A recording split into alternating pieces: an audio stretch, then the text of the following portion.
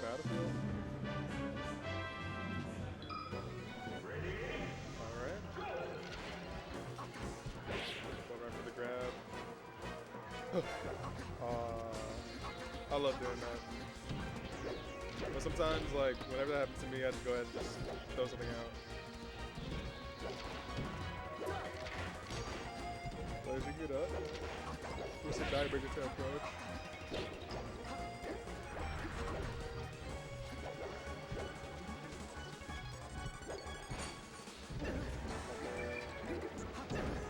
Good sharking.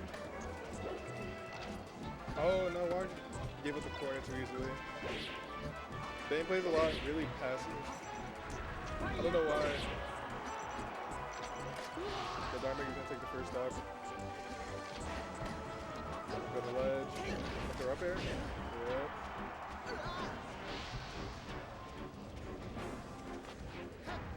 Good grab by Diremaykr once again.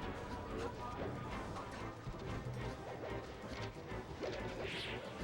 I was saying if he does something good, just go ahead and force smash him. Especially with the juicy punish. Up there, that'll be nice.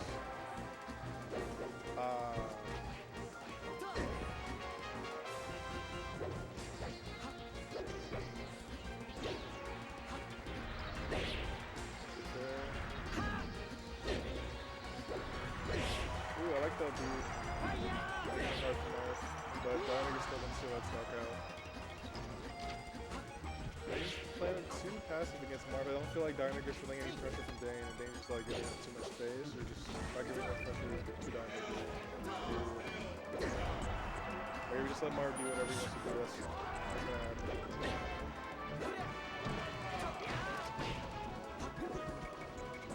Keep Marth in the corner, don't I? I think it's more like a new player habit. You think that Marth is really good in the corner. But Marth kind of sucks in the corner. You can't dodge back, you can't do anything. Except like run at you. Get back here.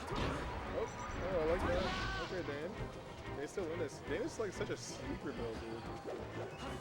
Like 1 second he's acting passive and then out of nowhere he just like take the stock away like that.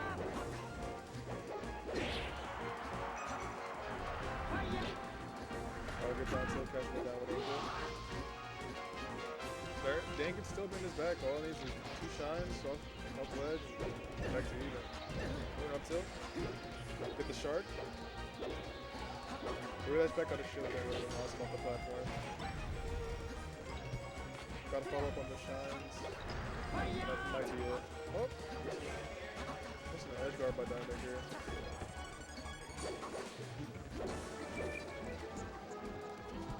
Deign just waiting, chilling. Moth killer? Oh, the Belgians too. Now we're even. Good. The dead is waiting live. Get the grab.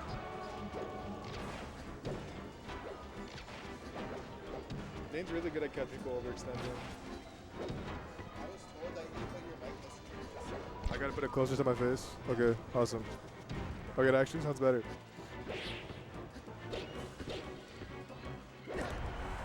Good forward smash, that may be it. He'll just jump. Can you get the edge guard? Oh no! Yep. Good F smash. I'm probably going to either Dreamland or Yoshi's here, depending on what Diremaykr wants. I mean, knowing Deign, I feel like Dreamland would benefit him the most since he's the most passive in the matchup. He always tries to catch people overextending.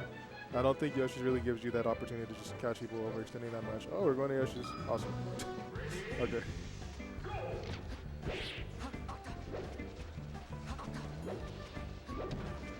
In there. Catch that grip with the up tilt. Jadden. Deign has to hold the stage. He's letting Marth get out the corner way too easily. Oh, good down tilt. Okay, where we going? Get on Diremaykr, making it ambiguous on where he's gonna land. Oh, I missed out throw up here. Gotta hit those. No, and you're probably dead for that. Yeah. Get attack. Yeah. Get out there. I don't know if it was intentional. Probably trying to get an upset out. Oh, not the forward smash. It's probably dead. Ooh, almost good angle. Down 2 stocks, but this is still Yoshi's. Anything can happen, especially when you're going against Fox. Nice up smash. Catching that wave dash down. I don't know how Marth's wave dash down works on Yoshi's. I don't know if like the slant affects it in any type of way. But I know like his wave dash isn't good in general. I'm pretty sure the slant also like hurts that. Don't quote me on it. Forward smash. Ooh.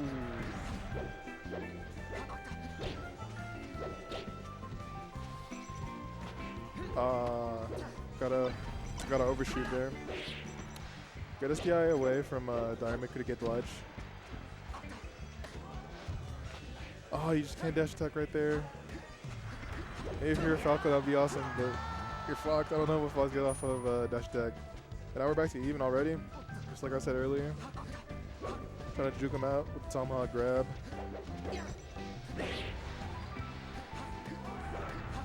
They in the corner. Ooh.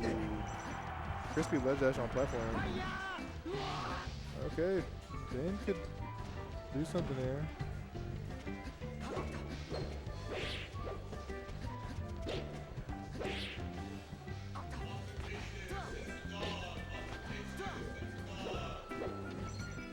Good up attack.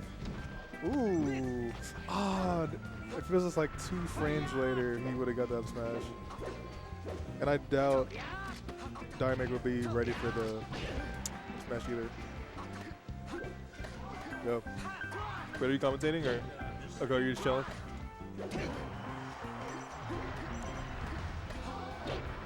Ooh, no! Oh no! Up smash! Chip up smash!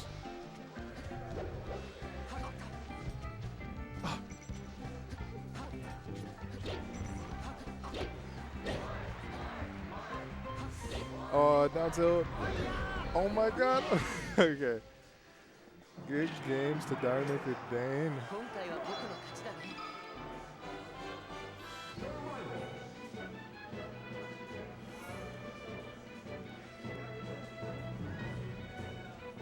Diremaykr taking that set.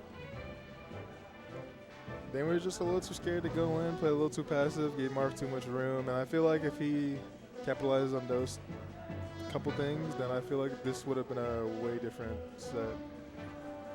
He was definitely good at catching Diremaykr overextending though, but I feel like the approaches could be better. I feel like holding oh, I gotta go play.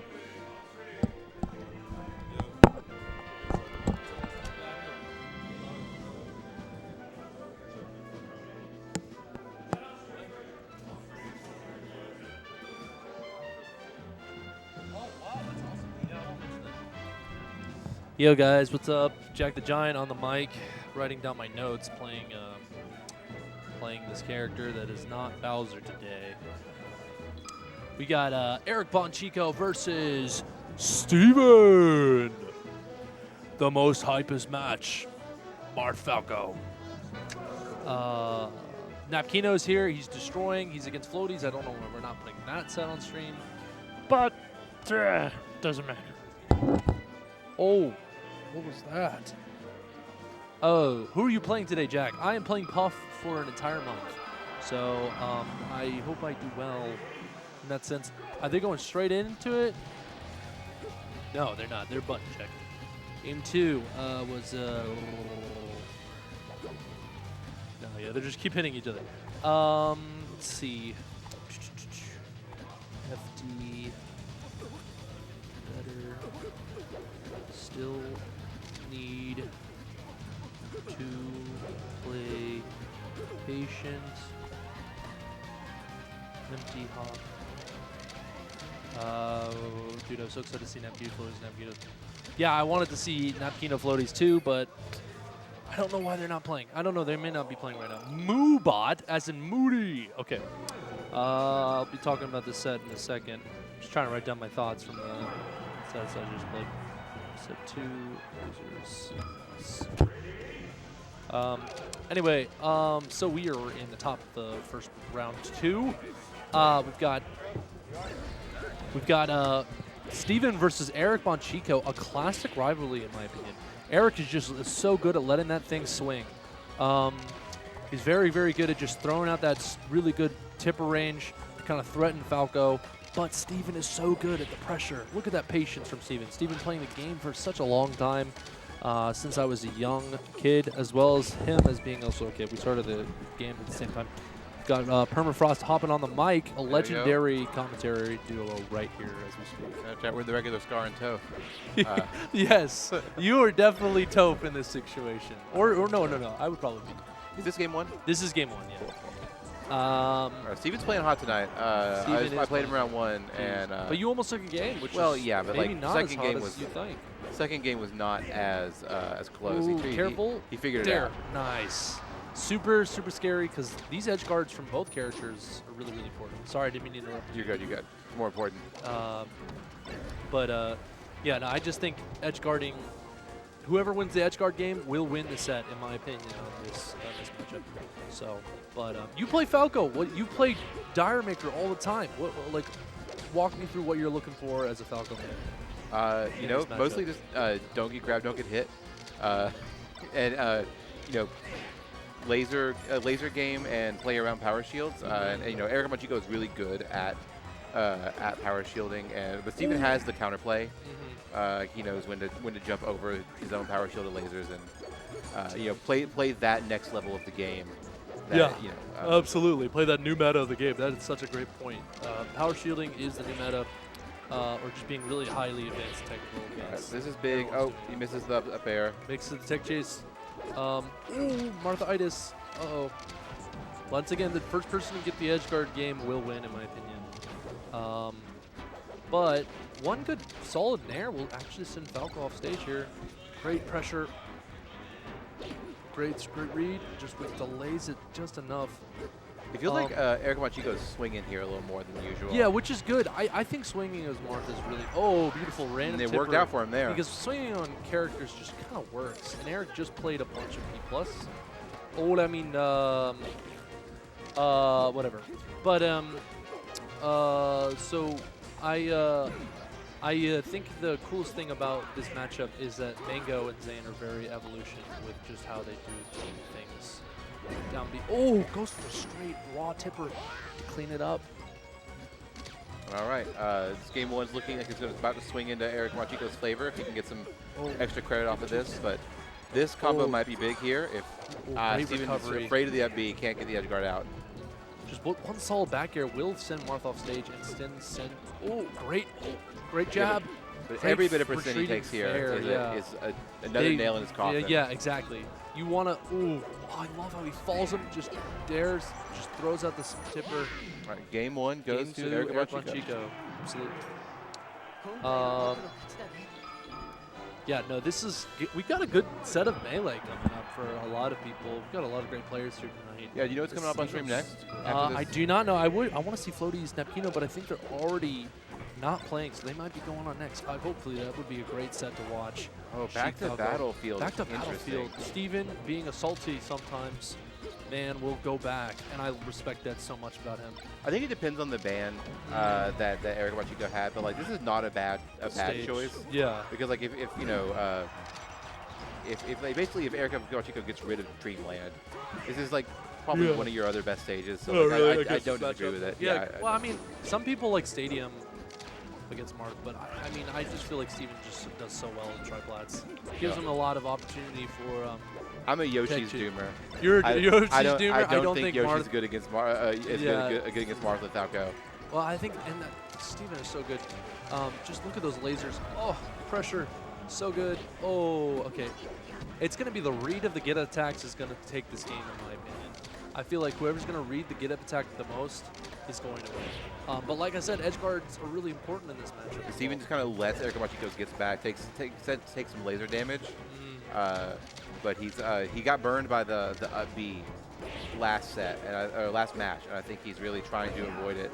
But isn't willing to go for the Marth killer because I think he knows that Erika Bonchiko knows how to play around that. So it's kind of a rough situation to be in because like Marth B is so scary, and the hitbox is so big, it goes under the stage. It's really hard to get the edge guard match Falco here without like just beating him to the punch. Scary. Oh, catches the jump. There. Oh my gosh, Eric is playing crazy. Wow. What a great decision making there. Oh, going for the dangerous grab. Steven's got to look out for those really scary grabs. Got to kill Marth fast. The damage that Marth can do on this character is so scary. Oh, he's running away with this. He's falling with a fair up air, and then just go finish it here. Dare. Okay, I would have dared. Would have covered more options. But I'm not a Marth main. Eric is. Oh, the combo is still going. Oh, it's still going. Oh, and just lets it rip like that. Good stuff from Eric from just using that pressure to really abuse the fact that he's got the advantage. Waiting at the counter, the missed up air was actually so good. Very good. I still think Steven can do this. Steven's got an incredible nasty punish game in Falco. NatePug010 is in the chat. He's also banned. So don't mention him. Don't acknowledge the ban. I didn't. Why is he banned? What? Get banned. I don't know. I don't see it. I don't see it either. All right. Signs of life from Steven here. This stock is really coming back. If he can get this kill really quickly, good grab, punishing the counter. And oh, no. Okay, nice. Beautiful down smash. And a Marth killer. Oh, see, like I said, back to the saddle with a great punish from both players. And Steven's got the pressure. Waits for see the read of the get attack. This next get up attack is going to determine the game. That's my call out right now. Get up attack. Great slide off. Oh my gosh. Oh, dodging. Audrey's saying LOL. Oh. Okay, we're back. I'm crying. Nimbus Roshi is crying. Oh God. Oh no. The dare. What are they doing? Okay. Steven's just gotta play it slow. Yeah, resetting back to neutral. Dude, you've got a whole bunch of ammo for that gun. Use that gun. Make him come to you. Oh, so scary. Some scary pressure. Oh, what a great grab. Roshi's crying in the background. Oh, that Nair is so scary. Oh, jeez. This is a scary match. Oh, what a great up air from the pressure. When Floaties is on? I don't know what it says. I think Floaties will be on next phase. And very good almost comeback to Steven there, but Erika Bonchiko too solid. Who on the Ditto? I don't know. It doesn't care. Great set. That was a great set. Like, both of them incredible players. It's like when they hit each other, it's like sucks, but Floaties took a game off Mango in the Ditto? Yeah. I don't believe that. Yeah, I think I remember that. Is Floaties from Georgia? Don't make me lie to you. I don't remember. I hope Napkino Floaties goes on set. That would be an incredible set to watch. Yeah, let's see. I think he has the next one's I think it's happening. No, maybe. Floaties Napkino? Floaties Napkino is going to be a set. It's either going to be one-sided or really close. On stream or? Cool. All right, Floaties Napkino. I think they're doing it on stream. Sheik Falco. Yeah, it's listed in the yes, in the dude. directory. Floaties Napkino. Let's go, Team Napkino.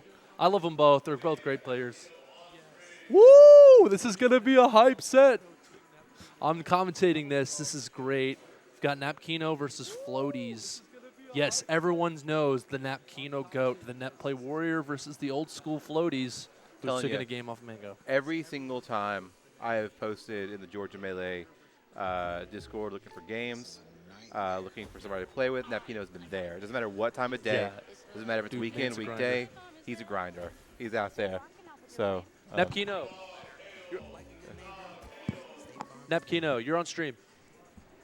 And Steven, not Steven, sorry, Floaties coming up, starting to enter more Georgia tournaments lately, and has really come up and shown out like a very strong player. Floaties? Yeah, very strong player. Absolutely. I think they're an old. They used to play, and they took a break, and they're back now. They're definitely back for sure. This is going to be an incredible set, and we get to commentate it, which I'm really excited for.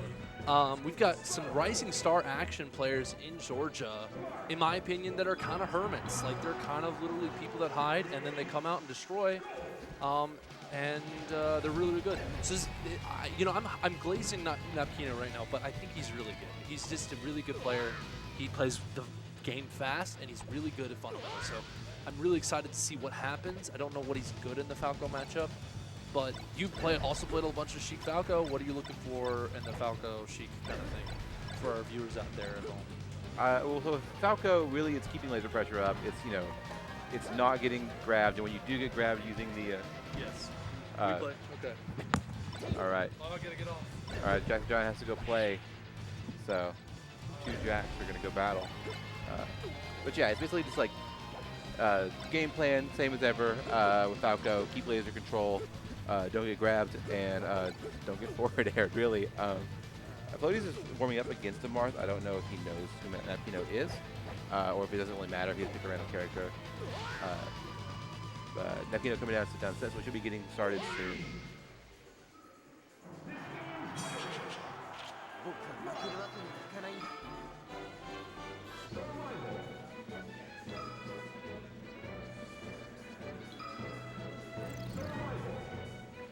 Quick hand warmer from these two.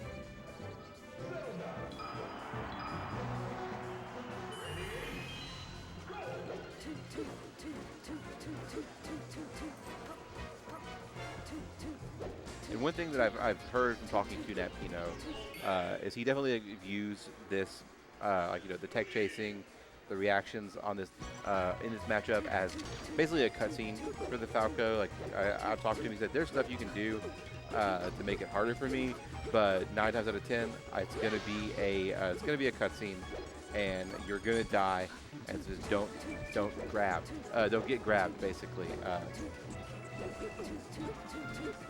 Such a sick matchup. I know. Oh I'm my ready. God, I'm. this is the craziest. You want to sit down and commentate it? Nah, I gotta warm up. Ah, okay. I think it's awesome. That's the actual goat, Austintacious, right there. Long-time old school player, local legend. Should be a legend nationally.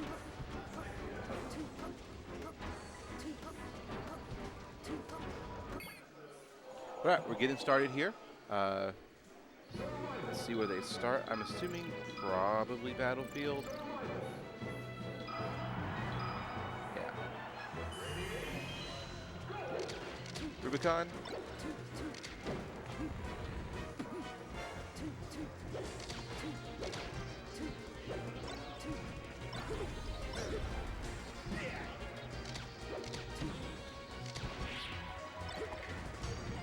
This first stock is Floaties kind of running over Napkino here. They're actually, as much as that looks like it's true, it is even in damage. A couple good hits from Napkino to even it up. But this first stock might be the edge guard here. Yeah, goes in Floaties goes up early. But he's at a pretty high percent, so one or two good fair and a good edge card can really do it. Oh no, battlefielded. That's rough. It happens to every character, and it just sucks every time. There we go. He's coming alive in this set.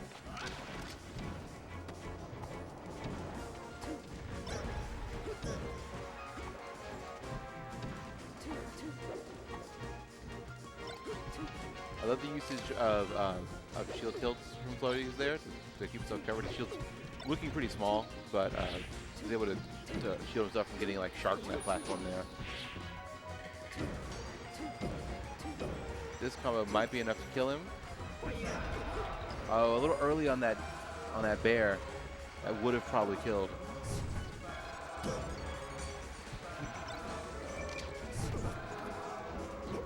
Oh, once again, just a little bit early on that get up. But he has another opportunity here to get one more good hit. And there we go.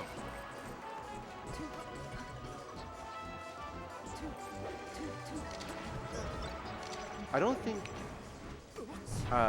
Floaties has been grabbed at all by Napkino, at least not in chain grab percent or in RTC percent.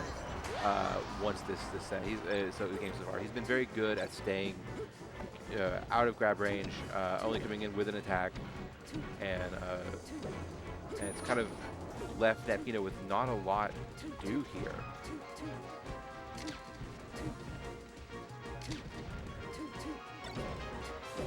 Oh, tricky up air. I love that.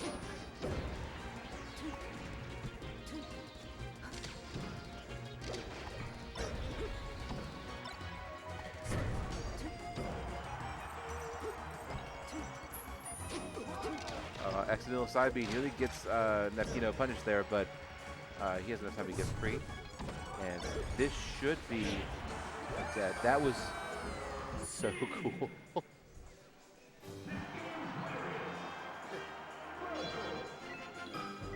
Wait, that was wrong. That's wrong. Just don't listen to me. There we go. I put the score right. Unlucky first game, but going back to Battlefield Game 2, we're going to be an all Battlefield night so far. The last 2 games have been 2 games of Battlefield.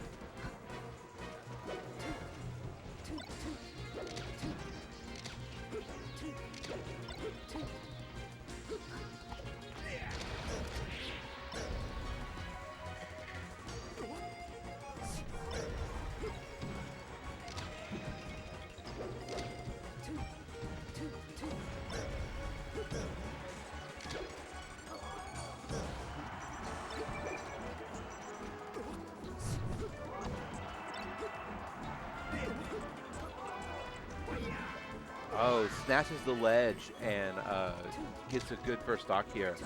But Napkino is really high percent. Floaties going to do this with one good hit and edge guard, laying on the platform, but not enough to get out of the combo. And now it's a pretty even game.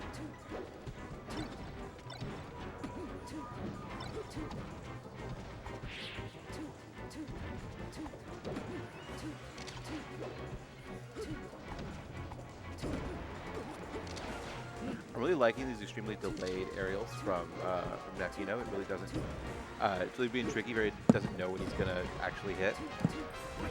Got Steven sitting down with me. Hey, what's up? What's up? How you doing? I'm doing pretty good. Watching this set, which I thought was going to be way closer. I guess it's pretty close now, but it really does feel like Floaties has been in control the entire time. And Oh, it's up. Floaties up 1-0. yeah, Floaties up 1-0. Dude, never go up 1-0 against Napkino. Oh, is that the rule? It's not the rule, but every time I play him in the friendlies, I win like the first 5 games and then like lose like the next 50. Yeah, maybe Napkino's just getting warmed up. It does seem to be doing a little more, a little better this game. It was a pretty unfortunate SD, with like a getting battlefielded first game that might have tripped him up. But I don't know, Napkino just seems like he has the momentum here. Yeah.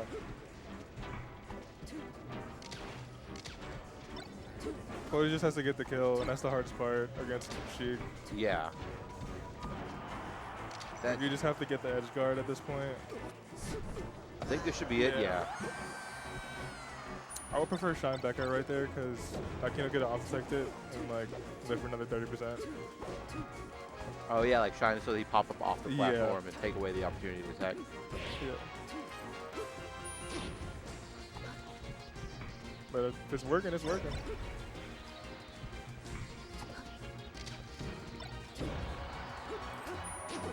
So good job dodging the Neil.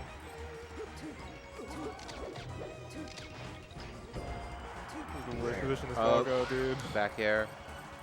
I love the needle turnaround back air there. I would have expected a fair, but I don't think it would have reached. I think he had to do the back air to get the extension on it.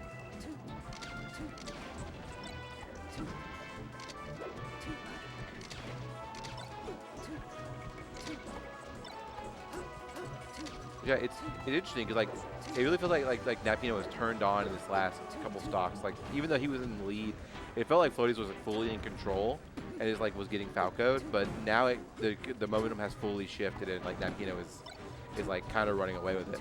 Yeah. I haven't seen Napkino grab all that much. At least not land any. He's gone for a few, but like Floaties has really been staying out of his grab range for most of this set. And if you're a Sheik that's not, not able to get a good grab. I don't know what you do. We got 1-1.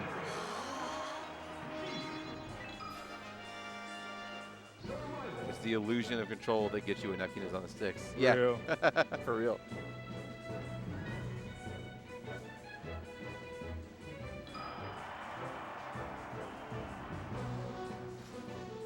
Let's see, what are we gonna have next after? Drew, he doesn't need him.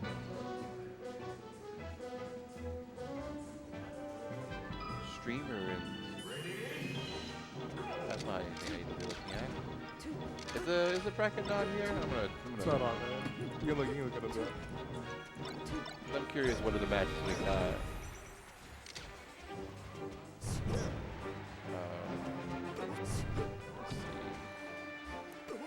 Drought sequence. Oh, weird nair. 40 second that first dog. So after this, it's going to be Bag, Napkino Chris overstanding. Danger, or Austintacious certified. Looks like. Okay. Pretty cool, pretty cool. That's what I was thinking, Rubicon. It really feels like Floaties is not able to, or he's doing a really good job of keeping Napkino out and not letting him get the grabs. So he's not able to start the RTC sequence. And it really hasn't mattered all too much. I think like if you could get them, it would obviously be a much more one-sided game. But like we're 1-1 here. Like Napkino is holding his own.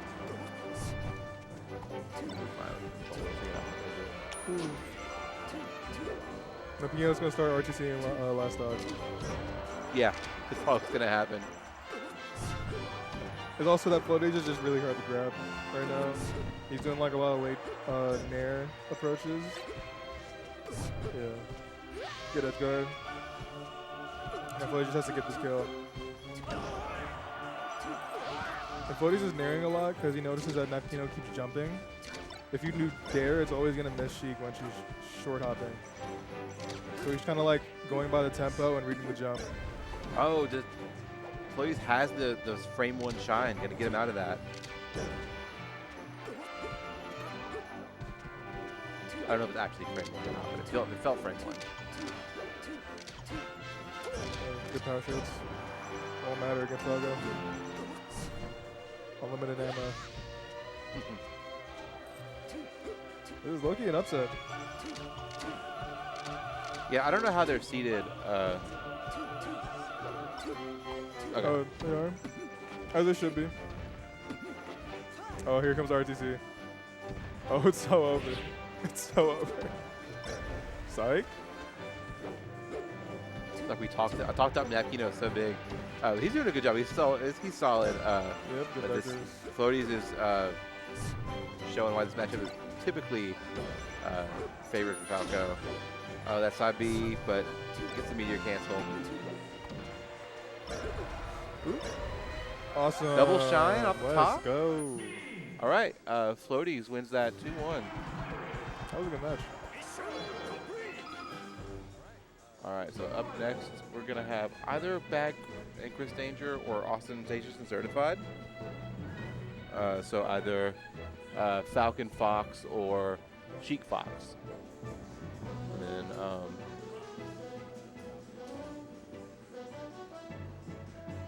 so the winner of that, so Floaties goes on to play GeoGoat.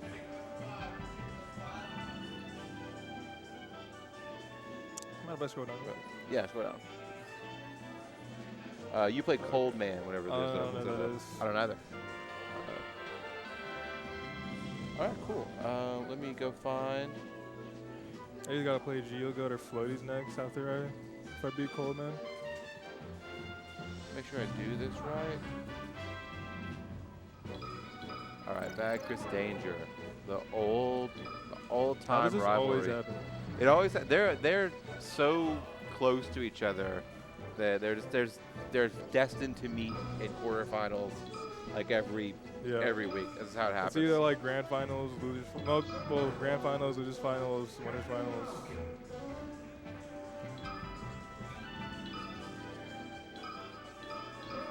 It's funny because like Bag has been active since before before I was in the scene. Before he's been going for a long time. Chris Danger's pretty new. Jake has been playing the game as long as I have. Which is not very long, right? No, it's super long. I've been playing the game since I was like 14. Oh wait, sorry, you said Jake. Yeah, yeah. So we're on VGBootCamp, so I'm trying to use usernames and not first names. But yeah, we're getting started here. Pretty early lead for Chris Danger here. It's clean.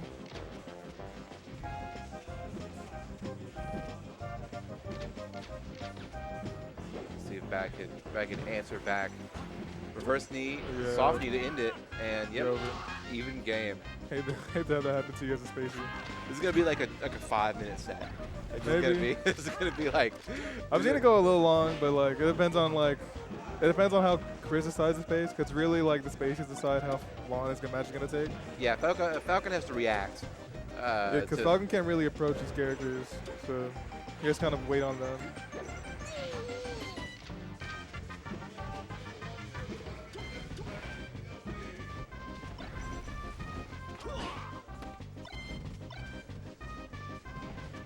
I had to sign up for redemption bracket real quick. Okay.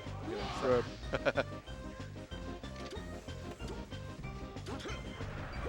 Going off stage, it could be dangerous. But he gets out of it with a shine. Let's turn around, grab. I'm not down there. What you see? Roll in. Roll out. Using the. I love the Raptor boost to catch that.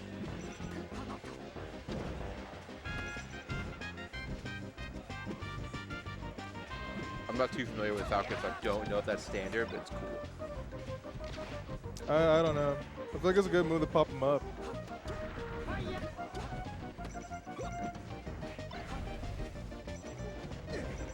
Oh, went the other way. That's crazy.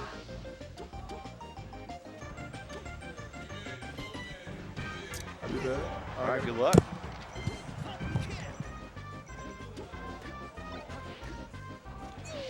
All right, dead even game last stock. It looked like Bag was getting some momentum, but Chris Danger took it right back away.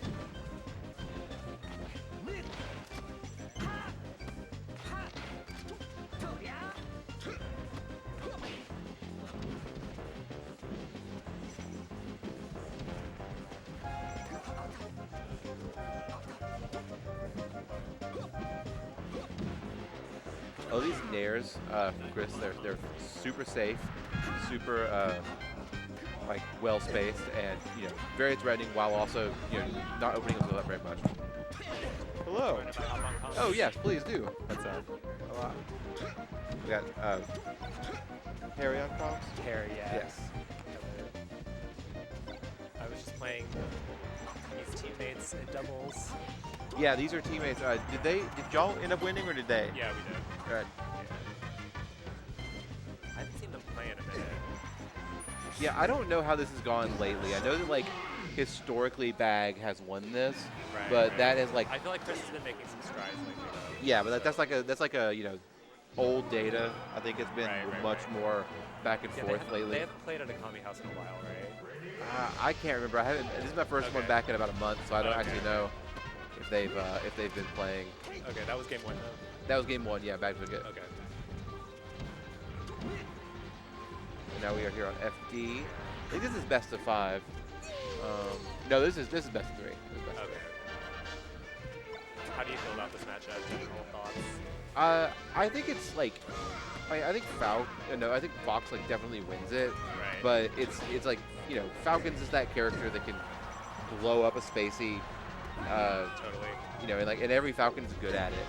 So there's like you want a Fox that's a Falcon because like you know how to deal with one. Yeah, I feel like Georgia Foxes historically have not been super great at this matchup. I agree. Every time you see like a really good Falcon, like we have Dakia West, we have It's C been a Money. while since we had a top level Falcon in Georgia, I think. Yeah, I think that's probably the issue. yeah. Geek Bag is kind of the most recent like Yeah. kind of rising star out of Totally. Georgia. Yeah. Hopefully that changes soon and Bag gives us a lot of good Falcon practice. Yes, yeah. We can end the Georgia losing to Falcon streak. Georgia has has historically not had very many Falcons and not very many Marths. Those are our two like blind spots. Yeah. Yeah, after DeBlad, back to Augusta, there really hasn't been like another sort of top level Marth on that level. Yeah. Back in Atlanta. We used to have another Falcon, or a Marth in Georgia. I don't know if you know Articanus. Back in the day, was a very good Marth. What was their tag? Articanus. He lives in Savannah now. I think I've heard of them, but I don't think I've ever played them. Just a little lore for the New Georgia players. Oh, I think it had best of. Oh, it is best. I'll also see. I guess we'll see what because other winners quarters match was 2-0, so I don't. But like this says best of 5 on the stream, and Roshi did just come and change something. So I think it might actually be best of 5 because I just right before I came on comms, Roshi called best of 5 for someone else. okay. So, and I imagine they're not further along than this. No, because I think the other person waiting in winner semis is Max. Right. Right, we are trading games. We're going. Chris Danger takes FD, which makes sense because, yeah, why would they be on FD if it was a best of 5? Oh, true. That makes sense. Yeah. 'Cause if I'm a Falcon, I don't want to touch that. You know what I mean? Like. Totally. Yeah.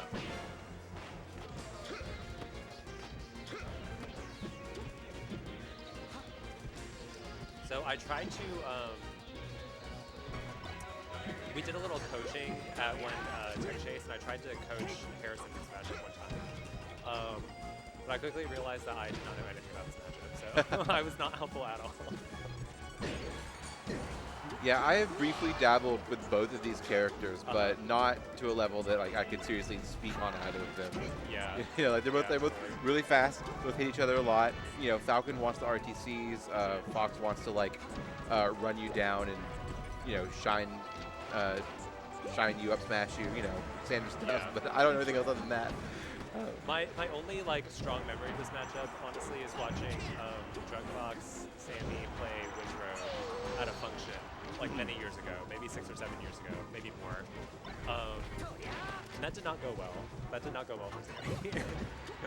I hate to see our hometown hero go down like that. But, yeah, about to say, I might have to go. Was that streamed? Might want to go find that VOD. I think it was. Interesting. I think it was on stream. Okay. That is one of those matchups that I feel like Sammy didn't have the most practice in, though. Yeah. Again, just like not that many Georgia Falcons, and that was pre-net play, so you couldn't just get free matchup practice back then. You had to have like a Falcon live near you to play with. Yeah, and you have to have Falcon like Wizzy to play with. Yeah. It's like, Yeah, exactly. 6 years ago, Wizzy was like a singular. Well, him and the Twin GX people out of Florida. Yeah. Kind of like like a singular like group that were not like other Falcons. When did you start playing Melee? I started playing in 2020. Okay. I think I went to a tournament right before lockdown happened, and then started coming back out in 2021 or 2022. I think when we started like doing tournaments again. Okay. So Okay, nice. not super long. Yeah. The punish game on Fox's part feels like a little bit challenging and/or like unreliable. I don't know. Just from like the little that I've watched this matchup, it seems like Fox really. I think that the edge guarding is where Fox has his edge, but the punish game on stage is like, I don't know, maybe a little bit. Did you ever play this matchup when you played Fox? Not a lot. Not a. And my Fox is like I'm an 0-2er with my main, so like Right, I'm not like I'm not either Chris or Bags level on this, but I do know that like this is also a little bit weird because like despite what the matchup is, these players like have played together so much. Like they're double partners, they're practice partners, like, and so like the matchup rules almost don't apply because they're kind of playing each other. Yeah. And so it's like I think sometimes it's like Bag knows how Chris Danger is going to combo, and so he like can DI in a way to like stop it. They know each other's habits, and so that makes like it hard to like know if the matchup really affects it too much. That random knee almost killed at 64. from center stage. That would have been very sad. Oh, this might be into this game. Okay, no. Bag backs off. Decides not to fight with the Firefox. Oh. But that. Oh, that stopped. Oh, that was a great reaction. That was risky too. If he missed that, he was dead. But Bag has that confidence. Like that's like Yeah, Bag went so far out there. If Chris recovered and Bag was still off stage, that would have been curtains for Bag. So good on him for reacting. probably hoping at worst for the trade, like Yeah. get burned by the thing and Yeah, yeah. trade out. Oh, nice regrab. I love Bag's that kinda regrab. nasty. And tech chasing. He's using a Raptor boost a lot during his tech chases, Yeah. which I don't think I've seen that much of. I don't know if that's like a Barely got that much grab. that's like a standard thing for Falcon, but I feel like I've seen Bag do it more than I've seen most Falcons do it.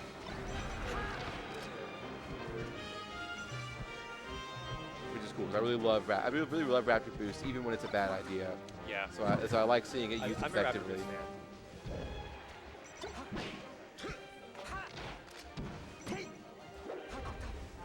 Okay, nice avoidance on that one. I think that's the risk with it. Is it's such a long Yeah. recovery if you miss. And even if you do hit it sometimes, they can crouch cancel it and kill you for it.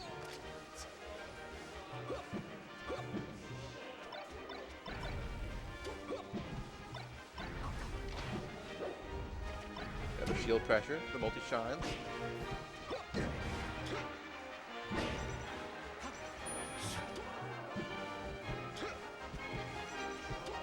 This is it's so, I mean, classic Falcon Fox, where it's like, it really does look like the Fox is in control. It looks like the Fox is winning, and then like the Falcon will just get a back air. Yeah, And it's yeah. like, oh, okay, well there goes your lead. Like, sorry.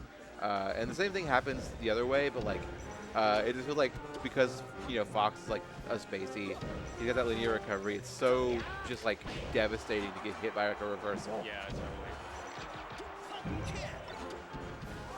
Oh, the Nair to cover himself is great, but gets a tech, reads a tech and gets a back end kill him. I feel like Chris's timing has just been like a little bit slow all game. Like he's going for these like nairs and follow-ups and edge guards that are just like a hair behind. Yes, yeah, definitely feels like a lot of stuff. He has a lot of good ideas, but just a little slow on executing them. Yeah.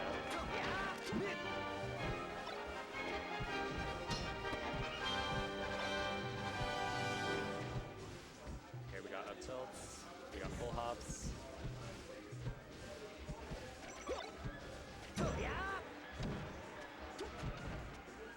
And this might be a dead Falcon. Okay, last stock.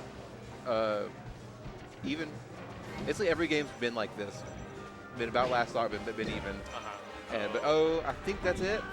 Oh no, good shallow angle, but it doesn't matter. And Bag takes it over Chris Danger. And then Yeah, I feel like Bag was definitely just out punishing Chris that last game by a lot.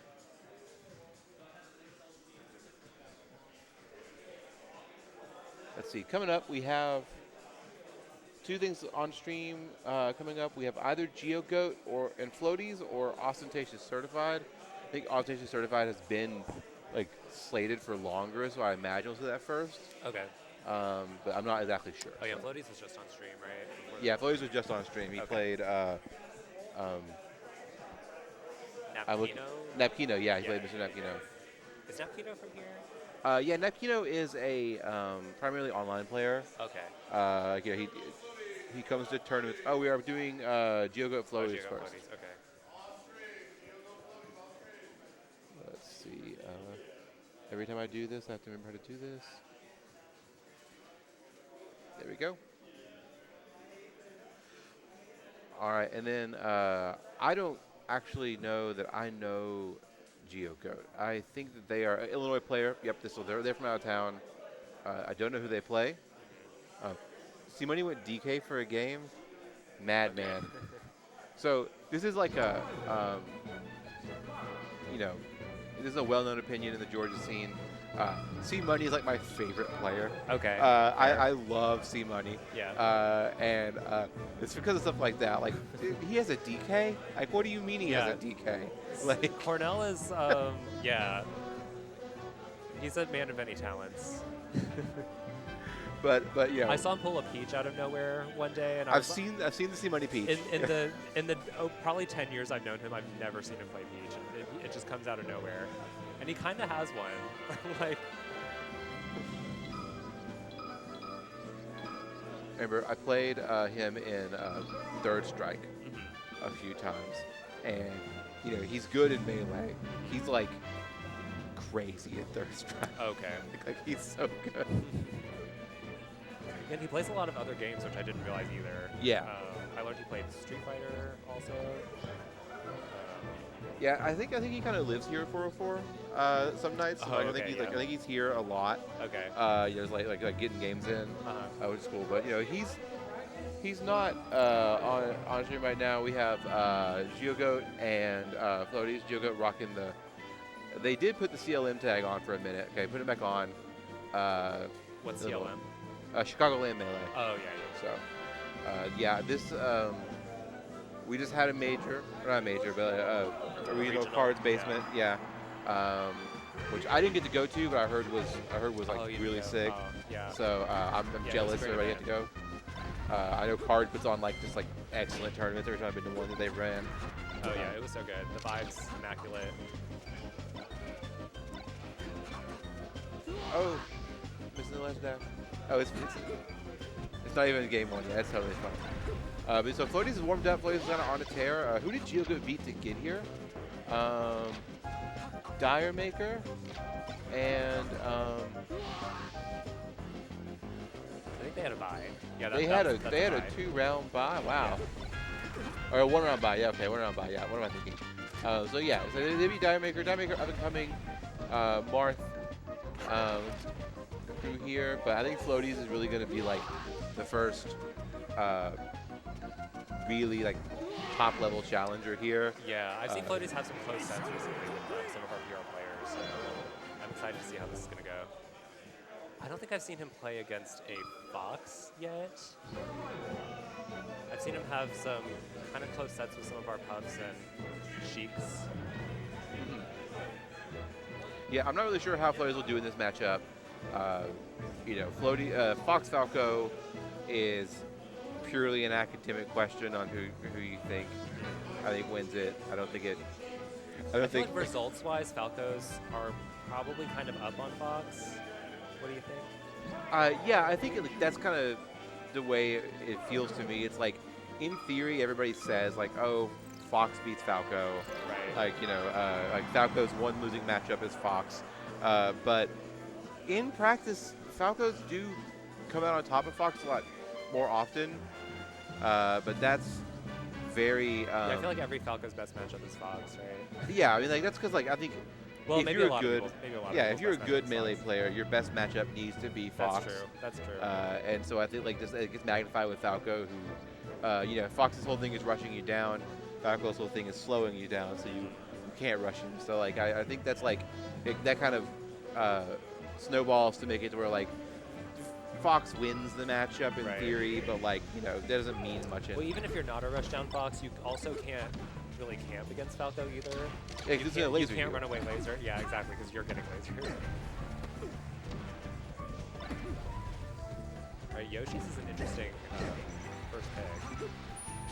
Yeah, I wonder what each ban was. But like, I think that most Spaceys kind of agree that like, I mean, the stages are they're a little kind of choose your own here. I don't think that it's that. Oh, it's just a little front on that. Oh, nice. But just catches a down smash and goes up a stock.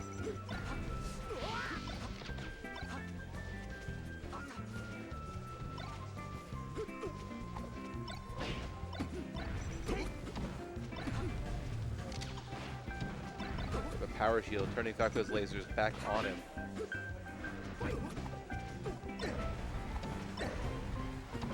Oh, yeah, should be dead, yeah. Good combo there, waiting, doing the late dare to make sure it kills.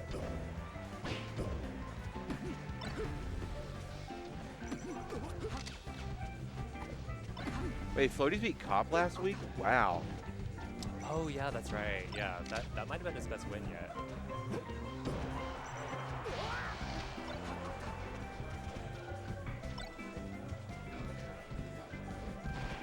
It's always interesting when somebody who like hasn't been showing up shows up, like starts coming out in tournaments and like just tears through Yeah, I the don't know that much field. about Floaties. Are they new? I don't think they're new. I've heard that like they used to play maybe under a different tag, which I'm not really familiar with. Oh, okay. But took a break over COVID and came back. Oh, okay. And so I started to come back recently, and really like I played them. I think their first tournament back, Oh, okay. and it was like I was like, oh, who's this Falco? We'll see how it goes. And it was Yeah, like, yeah. oh my God, who is this Falco? Yeah, yeah. So, I mean, he's showing out here. Yeah, pretty handily in the Floaties, late. I think is definitely one to watch. It's been it's a name that's been on a lot of people's lips these days. Oh. He's not new. He used to enter in 2016 at like Gwinnett Brawl and stuff. Oh, 2016. Wow.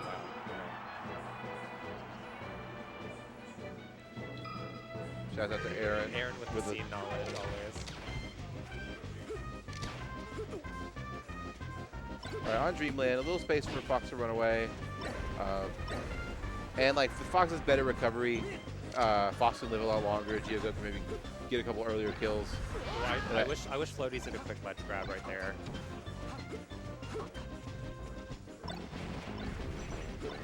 Okay, Giogo turning on here. Yeah. That's the second time Floaties got shine for double jumping near ledge.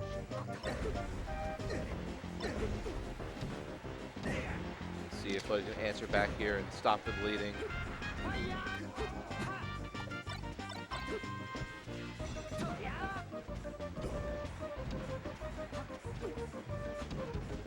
I was smashing out of shield. Feels like something that should not work. I feel like it's like a bad option, but it clearly caught Floaties not just there. Yeah. Do you know what frame box sub smash is? Is it frame Falco's 5? is 7, so I imagine it's either the same or faster. I think it's the same, Okay. but I think it can come out a little faster because of his faster jump spot. I think you're right. It might be 7. So I think I heard that recently.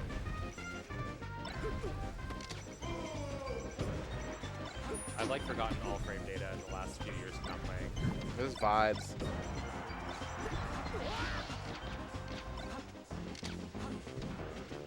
Oh man, well Giogo with a huge lead this game.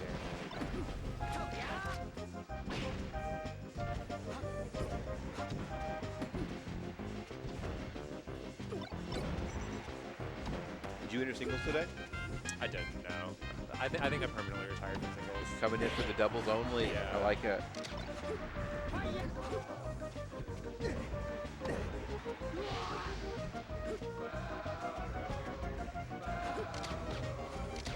All right.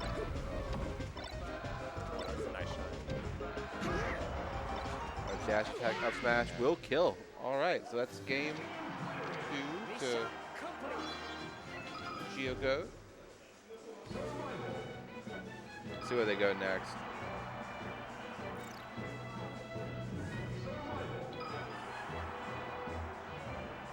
But make sure the color's right. Floaties is a well-known red Falco.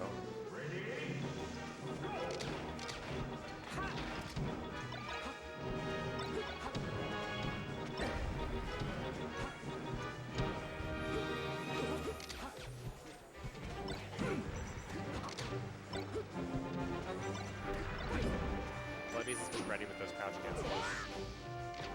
Takes a bad trade.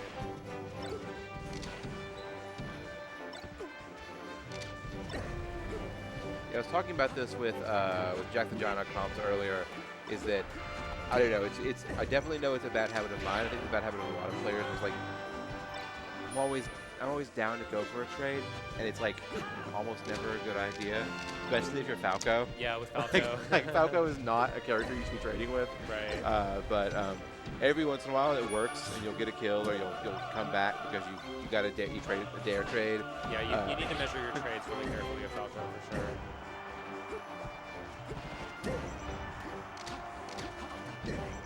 Also, the thing about Falco is he has some moves that are some of the hardest to trade with. Like Dare and a Space Bear are so hard. Yeah, you'll to often trade. win. Yeah, they just win outright so much of the time. Oh yeah, there's that double jump to ledge again. Yeah, I think he's gonna be a little more tricky with his recovery here because Geogoat seems to be pretty dialed into that. Yeah, Geo picked up on that really quickly. The nice early kill with that.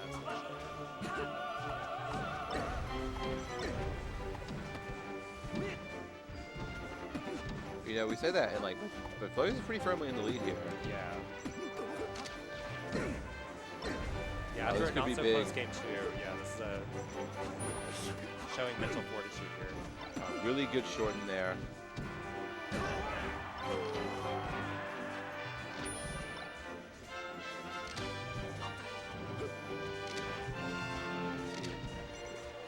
Oh man, Certified Austintacious is going to be 10 off stream. I'm sad about that. Let's see if Floaties can keep it together, take this last time.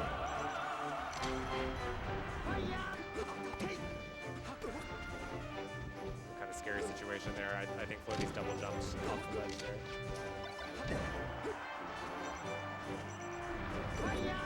This is it.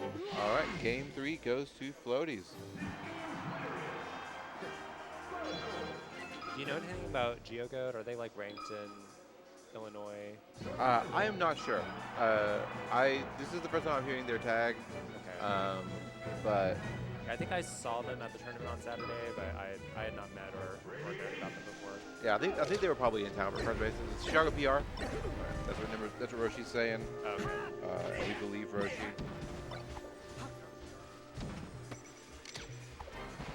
Chris is behind us. Hey, Okay. Chris Danger. Do you know how good, or if Geogoat is ranked in Chicago? Number 7 in Chicago. Oh, okay. Do you have on call radio?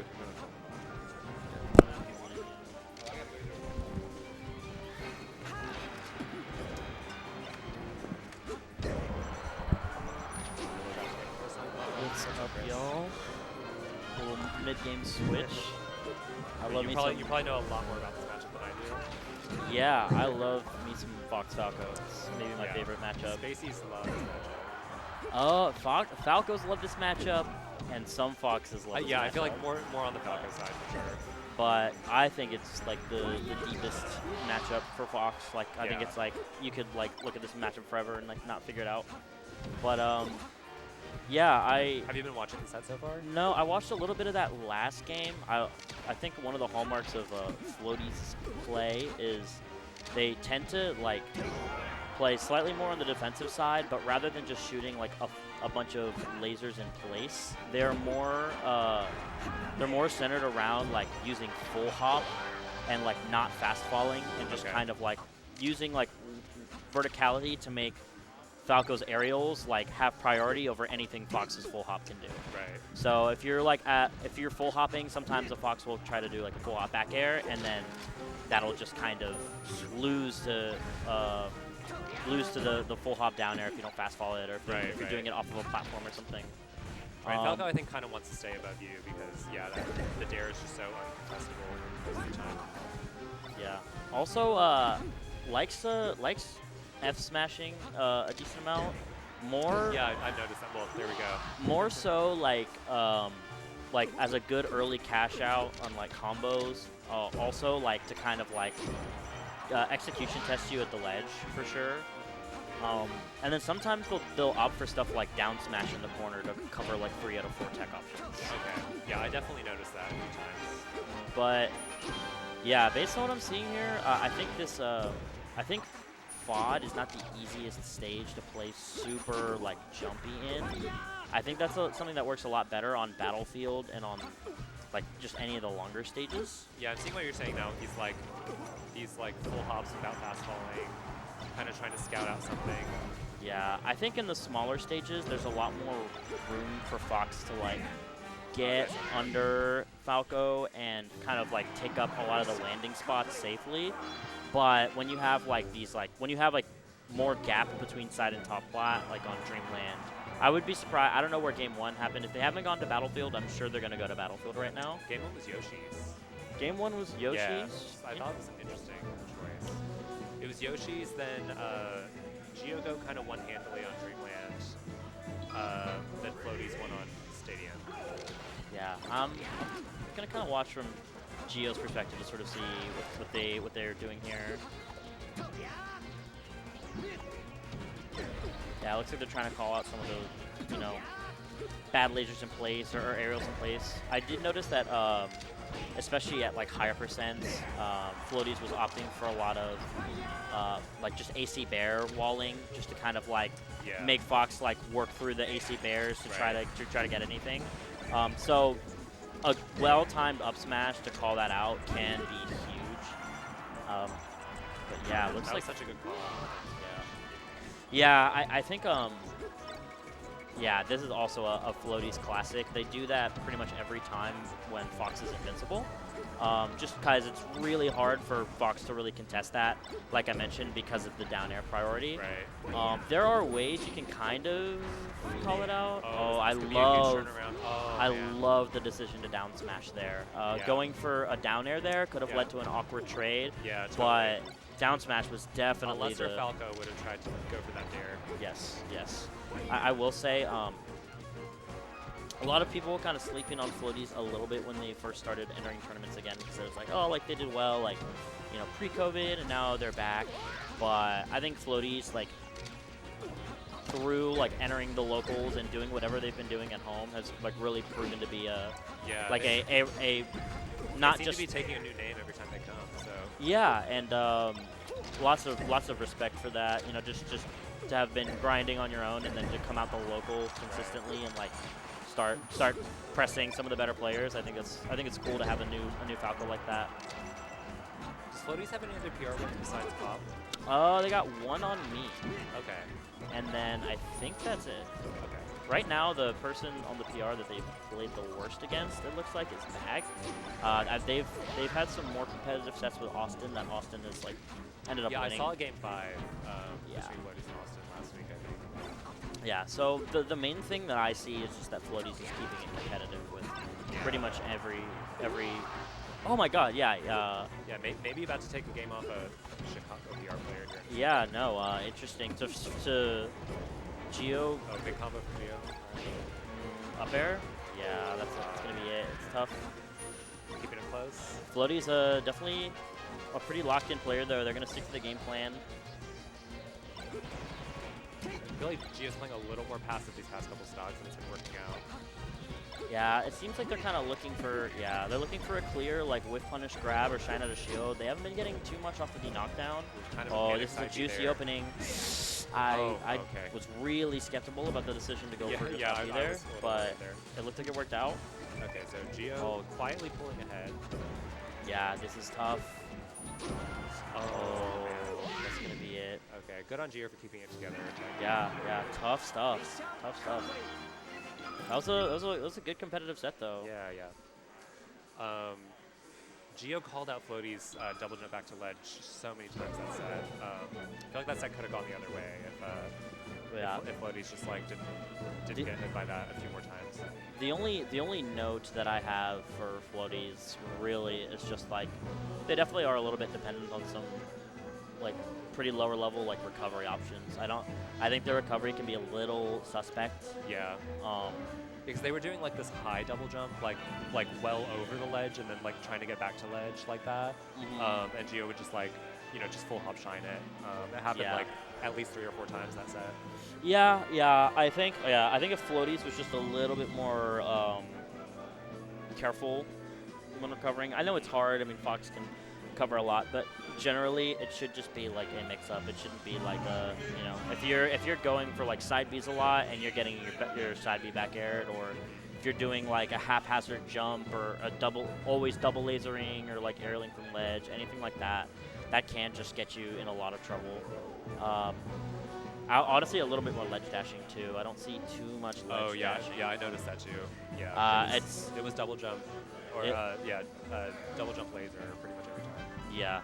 A real indicator for me whenever I'm playing a Falco is like when they like ledge dash JC Shine me, you Yeah, know, ledge or something dashing like Falco that. strikes fear into my heart for sure. Yeah, because like if you're, that's an automatic, like you're on the level. You know what Yeah, I mean? It's a sign. It's kind of like when Fox's ledge dash reverse up tilt or Yeah. turn around up tilt. Yeah. When they're doing that to me, I'm like, okay, we're like, we're playing on that level right now. yeah. No, or, but or when they get that like full invincible short hop nair at me, where they're like able to ledge hop and then like go like all the way, like take all the way center stage with an invincible nair. yeah. Sammy got me with that probably a million times. I lost a million stocks to that. Yeah, Because there's, it looks so not invincible, but like you have to realize you're playing Sammy or someone who can do something like that. yeah. You got to play a little different. Yeah, the ledge play in general is like I think specifically for Spacies is like a real big separating factor for results. Whenever I play someone like and it's just one of the first things I look for. It's ledge play. It's how are they like cashing out on their combos? You know, are they Yeah. up throw up smashing me early? For me, shield pressure is a big tell too of Yeah. like who I'm playing. Yeah, with every character, I feel like the way they interact with your shield is like really telling of like player caliber. Yeah, yeah, that was really fun. Looks like we're getting a max bag run back. Oh, did they play on Saturday? Huh? Did they play on Saturday? No, At they cards? played actually at the last Kame house. So Max Oh, actually last flew week, in last okay. Monday Yeah. and came to the last Kame house, and it was a Game 5 set. Oh wow. Okay. Last Monday, Jake lost to both the Sheiks. Lost to Max Game 5 and I believe Austin Game 5. Okay. How long so- is Max in town for? I think this is Max's last night. I think Max Okay. flies out tomorrow. Okay. Max definitely a Georgia ally. One of the outer staters. I feel like similar to Moth. Like Moth Okay. and like Max are just two of the people that like when they Oh, come Max they has like come to Georgia before. yeah they Okay. they came for Tipped Off, and Max is good friends Oh, with Tipped Off. Paula, and Okay. similar like with whenever you have these people that are like from out of state and they come and they stay those extra few days for the locals, or they come in a few days before the big Georgia event for the locals, or just whenever they make an effort to come out, it kind of like I feel like we definitely like remember those people and try to show love. But yeah, let's see. I'm curious which one of these. Okay, it looks like it's Max heading to the setup right now. I'm definitely curious how this will go. The last set was a little goofy. Max was like kind of like SDing a lot, and also like lost a game as Fox. So Okay. I'm curious if we're gonna see like a bit more of like a locked in. Did Max start as Fox, or did they counterpick with Fox? Max tried to counterpick FD with Fox Okay. game 4 and got pretty owned. Okay. Jake's just got the punish for it. I Yeah. mean, when you play like a RTC based style as Sheik or Falcon, although it's favored for Fox on paper, it can be really hard to get momentum when you just like Yeah. when you like Wait, get, how do you feel about your set versus bag tonight? I feel like I really threw game 1. I feel like I was kind of outplaying in that whole game, but I had some really wonky What stage was that on? SDs. That was the Dreamland game. Oh, Dreamland, yeah. Yeah, we strike to Dreamland. Some people prefer Stadium, but I really like the space.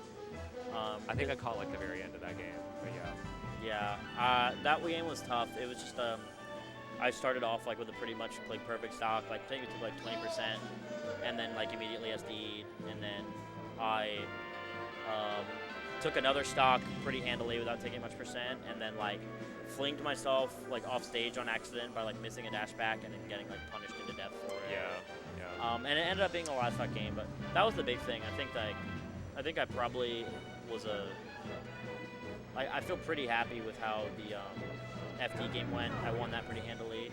I feel pretty. I felt okay about both Battlefield and what was the other game? And FOD. I mean, those games are just kind of big swings that like you gotta hit your stuff. Yeah, looks like we're going right into it. No hands. Oh, Looks like we're going right into it. Yeah, I was definitely impressed with Bag's punish game during your set. His tech chasing is like pretty down. Okay, but as I say that, he just gets your death. So. Yeah, one thing I kind of want to really watch for is Okay, we how got this. how is Jake getting out of the corner, and how is Jake just sort of recovering. I think.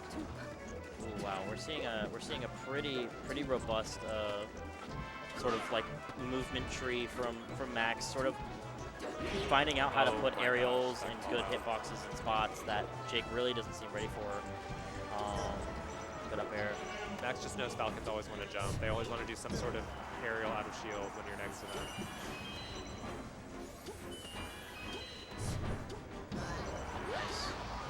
Yeah, an old school recovery mix-up, but one that I think definitely still has utility whenever you get knocked up that high. But I feel like you rarely see the Zelda recovery these days, but yeah, it does still sometimes works out.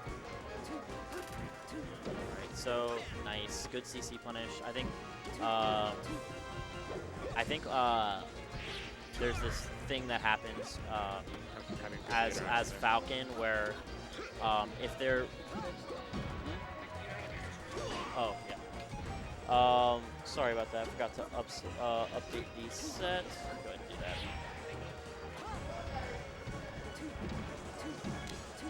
But all right. Looks like I think when you're Falcon against Sheik, you kind of need to be plugged in on, is this a Sheik that is trying really hard to boost grab you? Or is this a Sheik that's trying really hard to like hit you with aerials and catch your jumps and like do tilts? So you're gonna notice a lot of like run in crouch and sort of like just like trying to sort of bait out a bad hit to get a grab and to sort of start Jake's punish, which is something that you probably would see less of when you're probably something that you would see less of when you see him playing a more RTC-based Sheik, kind of like a S-Teams, for example. There, you're going to want to do a lot more dash dancing to kind of like bait out that boost grab range. But yeah, that was a Pretty decisive win. Yeah, most definitely.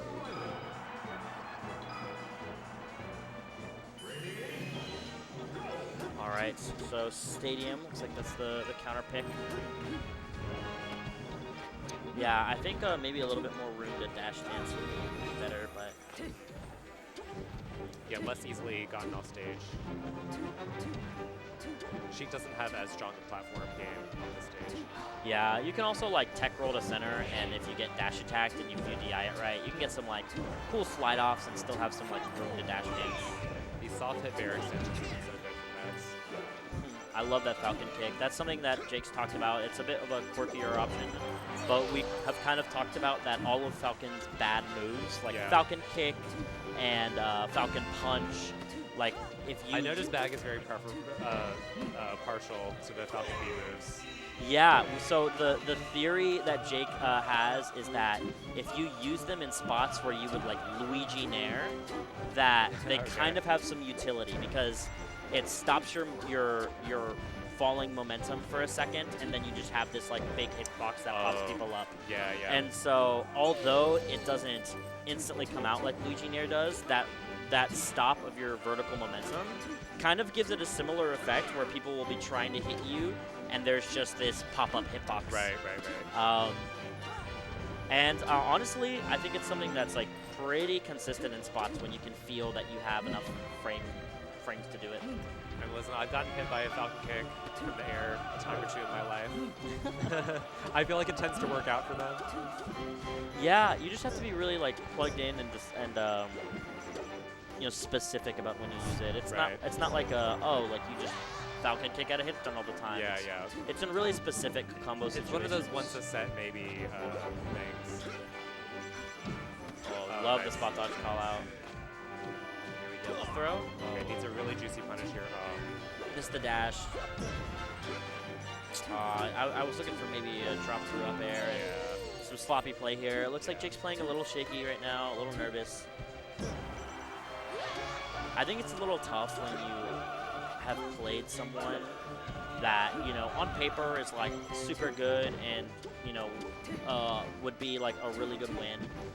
and then you play them close once, and you kind of go into it with like feeling like you don't have house money anymore. It feels like, you know, that first set, it's like, okay, like I've never played this player. They're way better than me. They don't know anything about me. Like I'm gonna come out swinging and see what I can do. But when it's someone like, they might have a little bit of a download on you now. yeah, now they have a little bit of information. They're not going to be as haphazard with how they play situations because you had that close set. And then you kind of feel like people are maybe expecting you to do well like you did that first time. So it can be mentally a little weird, and that could be a reason why we're seeing some of the, you know... oh, looks like I got to play in bracket.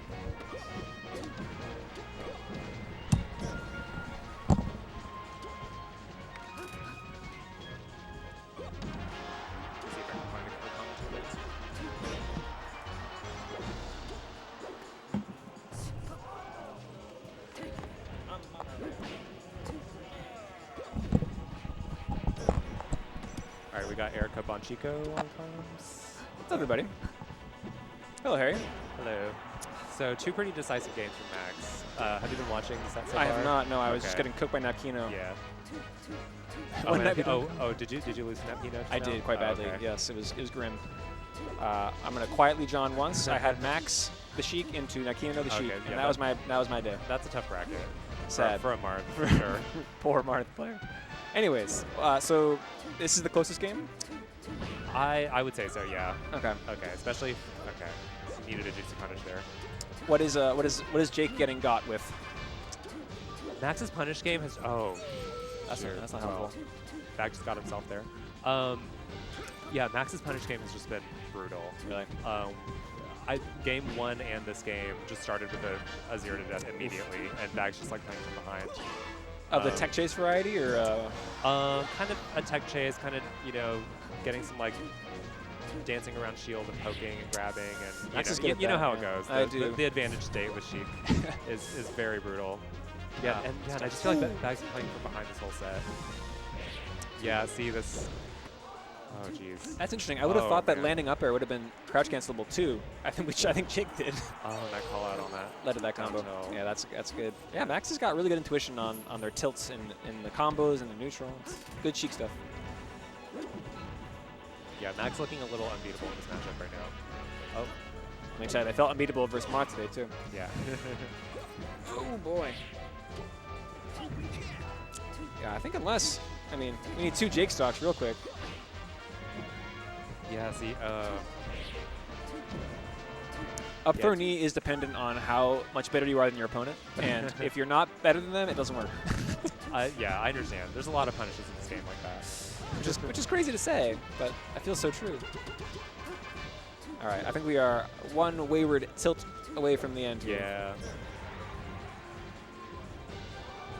I heard they had a close set last week. I don't know if you watched that one. I did not. I did not hear that either. That's not too unsurprising.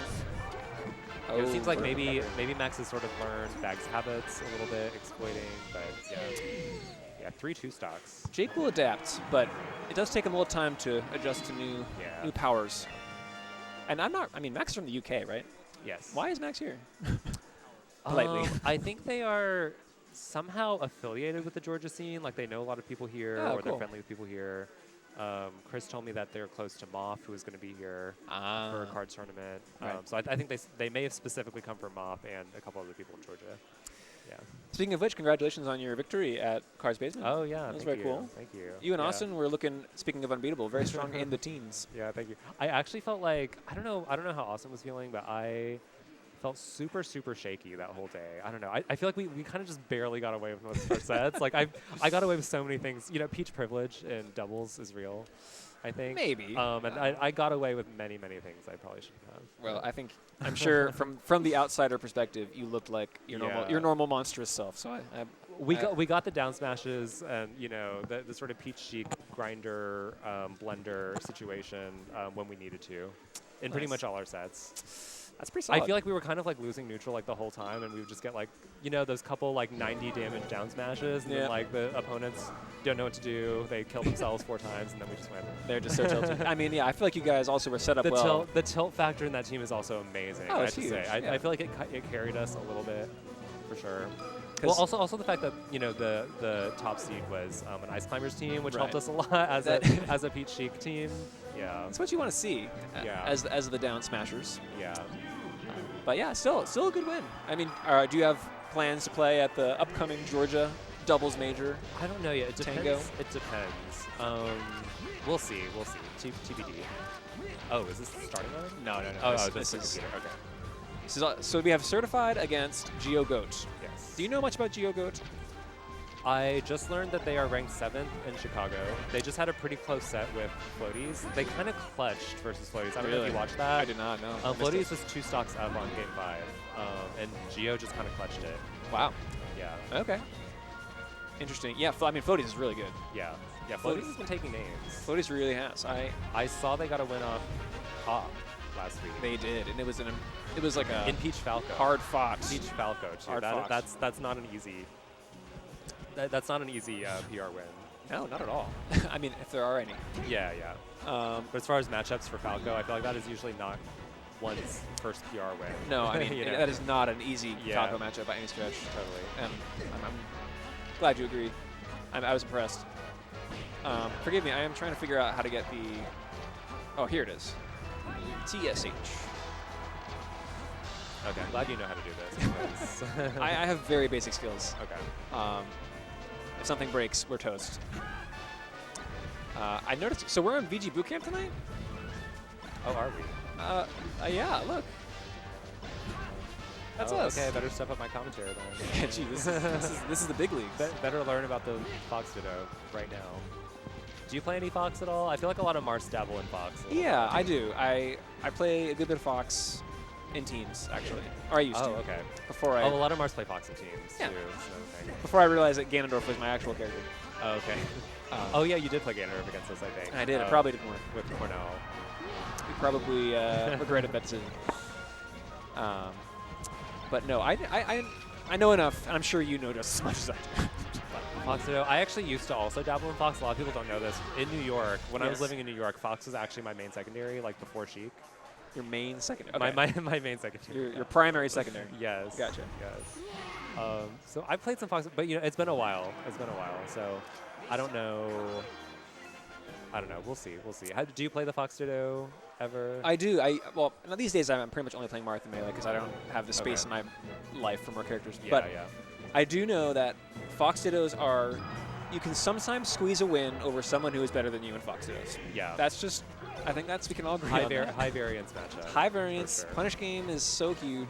Yeah. You can randomly die for any number of reasons. Yeah.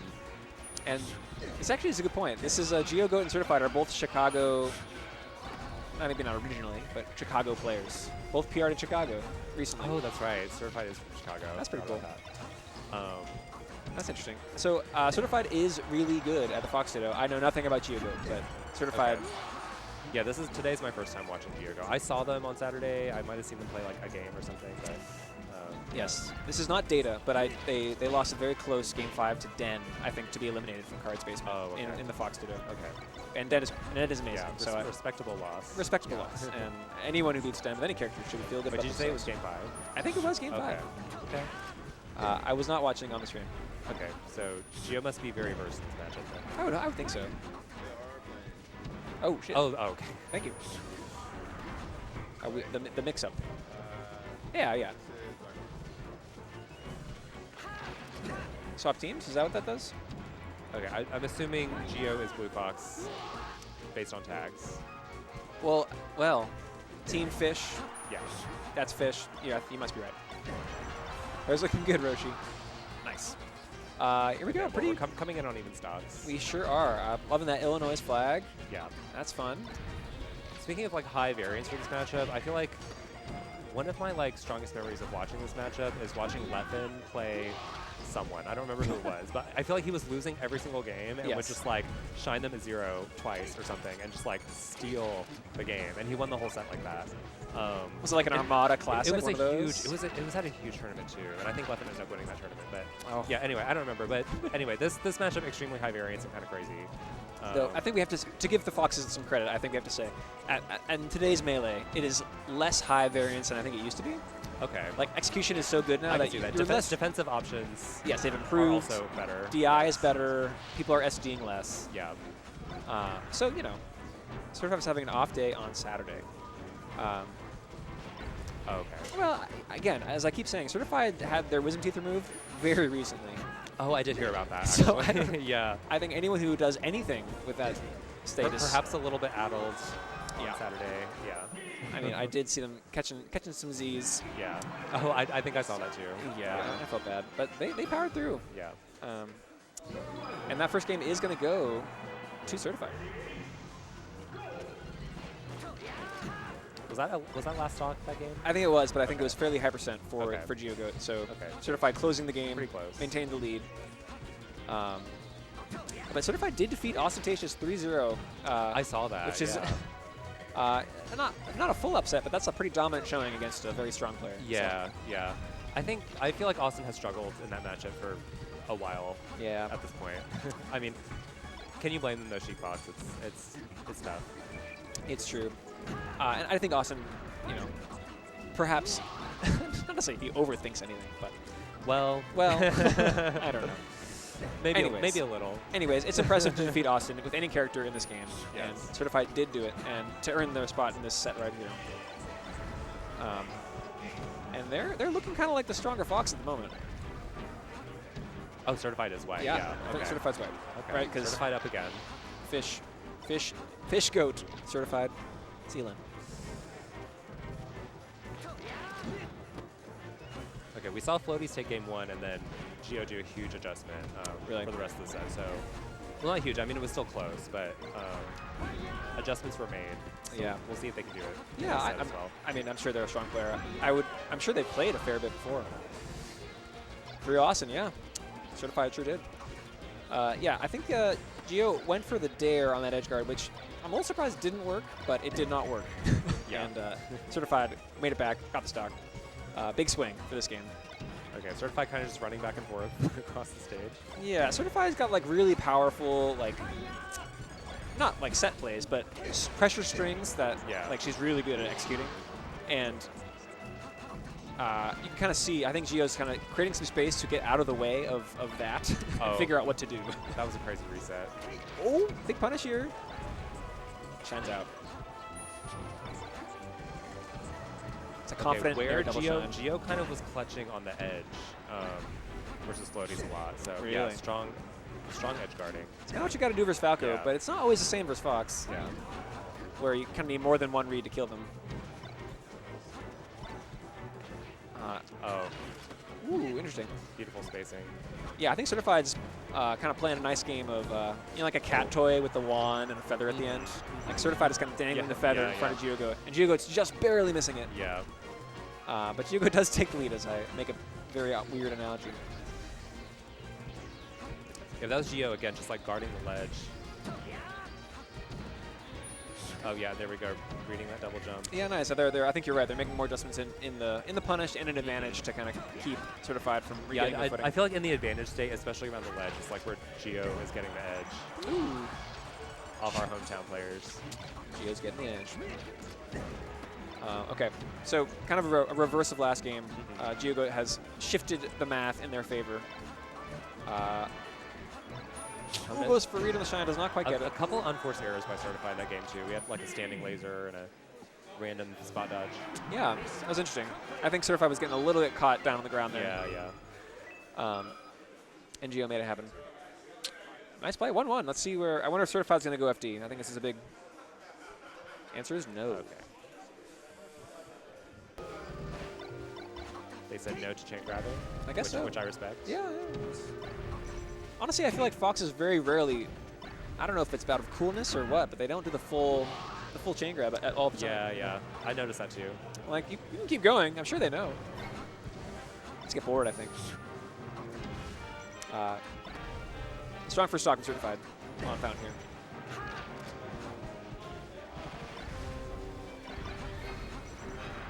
Oh, nice. Nice Armada shine. Yeah. Well done. I almost thought that was going to be a hair late, but it was perfect. It did look on the line.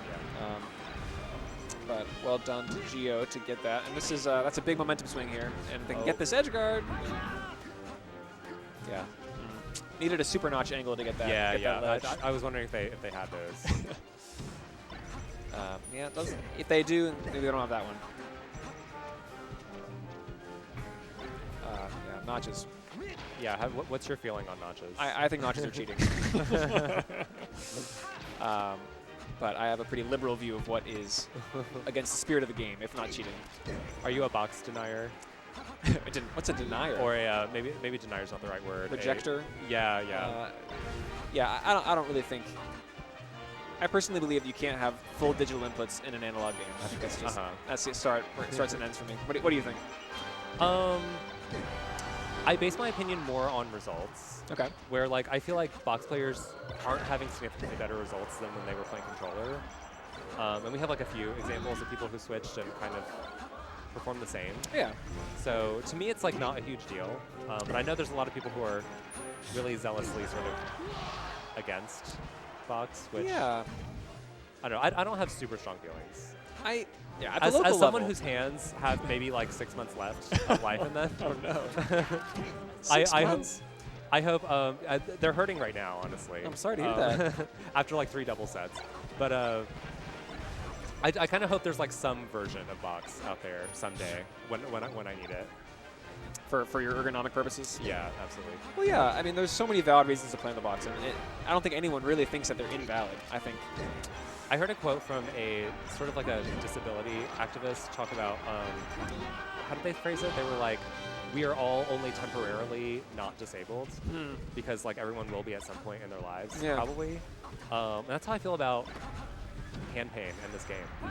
Someday, someday all of our hands are going to stop working and not going to be able to do all these things. Someday, yes. That was a crazy push-off. Yeah, did you see that? That was nuts. Yeah. You almost never see that in this matchup. No, it's rare. I mean, I think the getup is just in the right spot. It might have been even a fountain grass thing. Oh, is that a thing? I have no idea. Okay. But sometimes when weird stuff happens around the grass, I call it a grass thing. Okay. But it could have just been an ECB. I feel like I know normal Stadium thing. has weird grass stuff, but I wasn't aware that it's also on this stage. I mean, I think, yeah, Stadium has like the puff speed up thing, like, or the extra rollout roll, which is crazy. Oh wait, what is that? So I think, and please chat, correct me if I'm wrong, but I think if Jigglypuff fully charges or mostly charges rollout on the grass transformation, you know how she like can go back and forth a few times? She gets one more back and forth, and she goes a little bit faster. Oh, I didn't know about that. Oh, that's crazy. On the grass. I've never tested that. I don't, you know. Wait, this is a close game. It sounds real. I feel like I still learn about random things in this game all the time. Oh yeah, it's a beauty, and the craziness. Oh my God, is that it? You know, Puff's eyes are still open when she rests on the stage in the reflection. I have seen that. Yeah. That one's nuts. Wait a minute. I'm getting mixed up on who this is. That's certified. Yeah, that's certified. Yep. All right, Geogoat removing the jacket. Always a power move. I wonder if they played before since they're both from Chicago. I would assume. I right? imagine they have. I would. Because Yeah. Certified came here kind of recently, right? Yeah, she's been here for, I want to say like a number of months greater than 3 at this point. Okay. Maybe approaching 6. Okay. Yeah, I think I saw them at the first 404 I came back to, which was the 404 sort of, reopening. Which one? The most recent reopening? Yeah, this summer, like June or July. Yep. Yeah, that feels about right. Yeah. Game So count. I know they've been here at least since then. Game count. Didn't update. Sorry, Rochi. All right, we got a lead here for Geogoat here. Yes. Thank you, friends. So let's see, whose counterpick is this? This must be Geo's counterpick. Okay. Yeah. So Certified took them to Fountain, and now we're on. Certified has underneath us in late January. Okay, so that's more months than I alleged. Certified not having a great time on the stage. No. I do think Certified is strong on small stages. I think, like, again, those like high execution pressure strings that she's really known for are so strong here. But Geogoat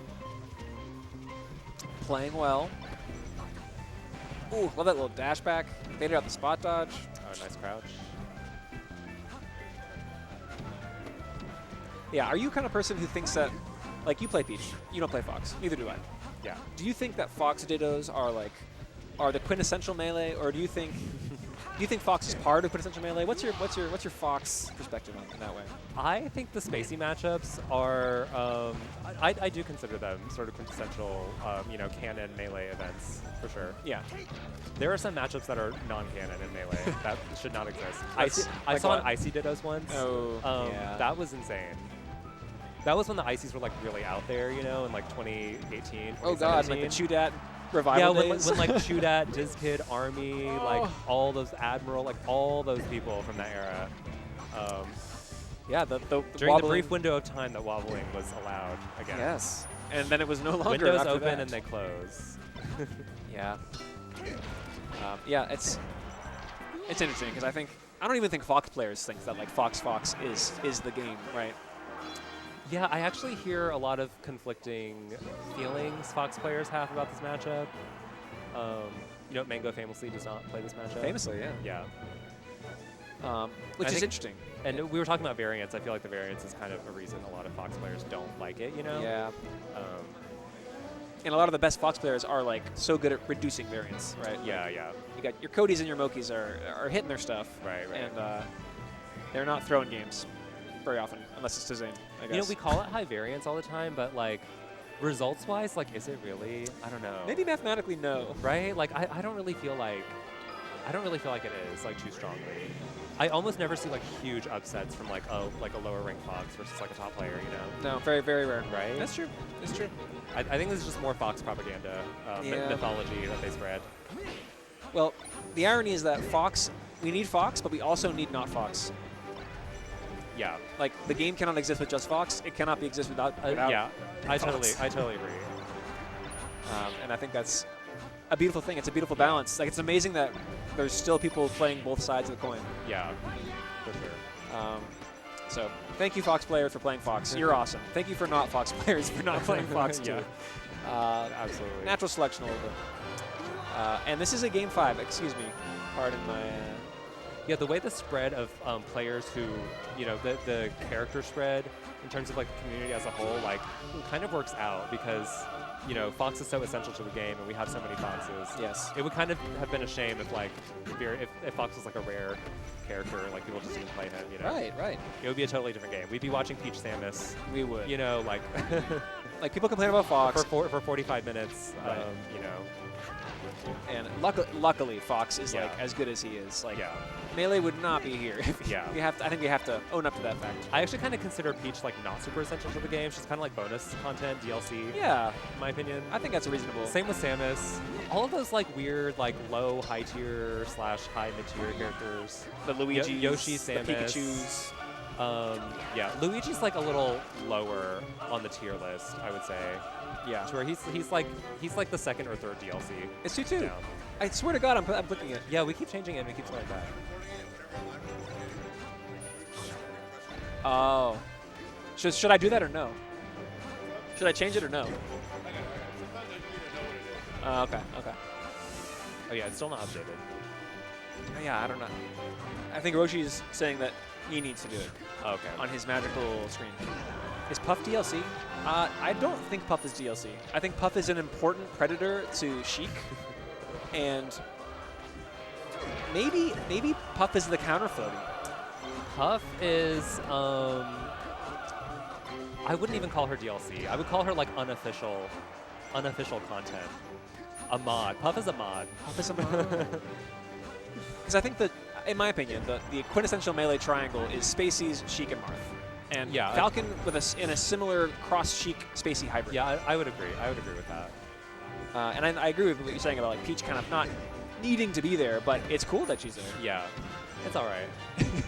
Peach is all right. And unfortunately, while we've been pontificating, Certified has been losing.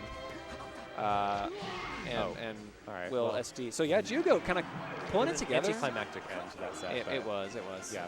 But kind of a similar storyline there with Geo versus Floaties. Wait, did Certified take game one? Yeah, Certified took game one. Yeah. And And then it was kind of back and forth, and the Geo kind of clutched at the end. I think that's pretty much what happened. Yeah. Yeah. Awesome floaties. Okay. Certified was ranked in Chicago. Yes. As well, right? Correct. Do you know what they were ranked? 'Cause I just learned that Geo is 7th right now. I think so you know Nate Bug? Yeah. Nate Bug was in Chicago for a long enough time to get ranked in Chicago. Yeah. And then Oh, Nate I Bug didn't know and that. Certified were both ranked on a Chicago PR together. Okay. A recent one. I think they were like 8 and 9 or 9 and 10 Okay. around then. Wait, Around why there. was Nate Bug in Chicago? I think just for the vibes. Oh, okay. They just went, I'm going to Okay. Chicago. I was like, cool, Nate. I'll see you later. Okay.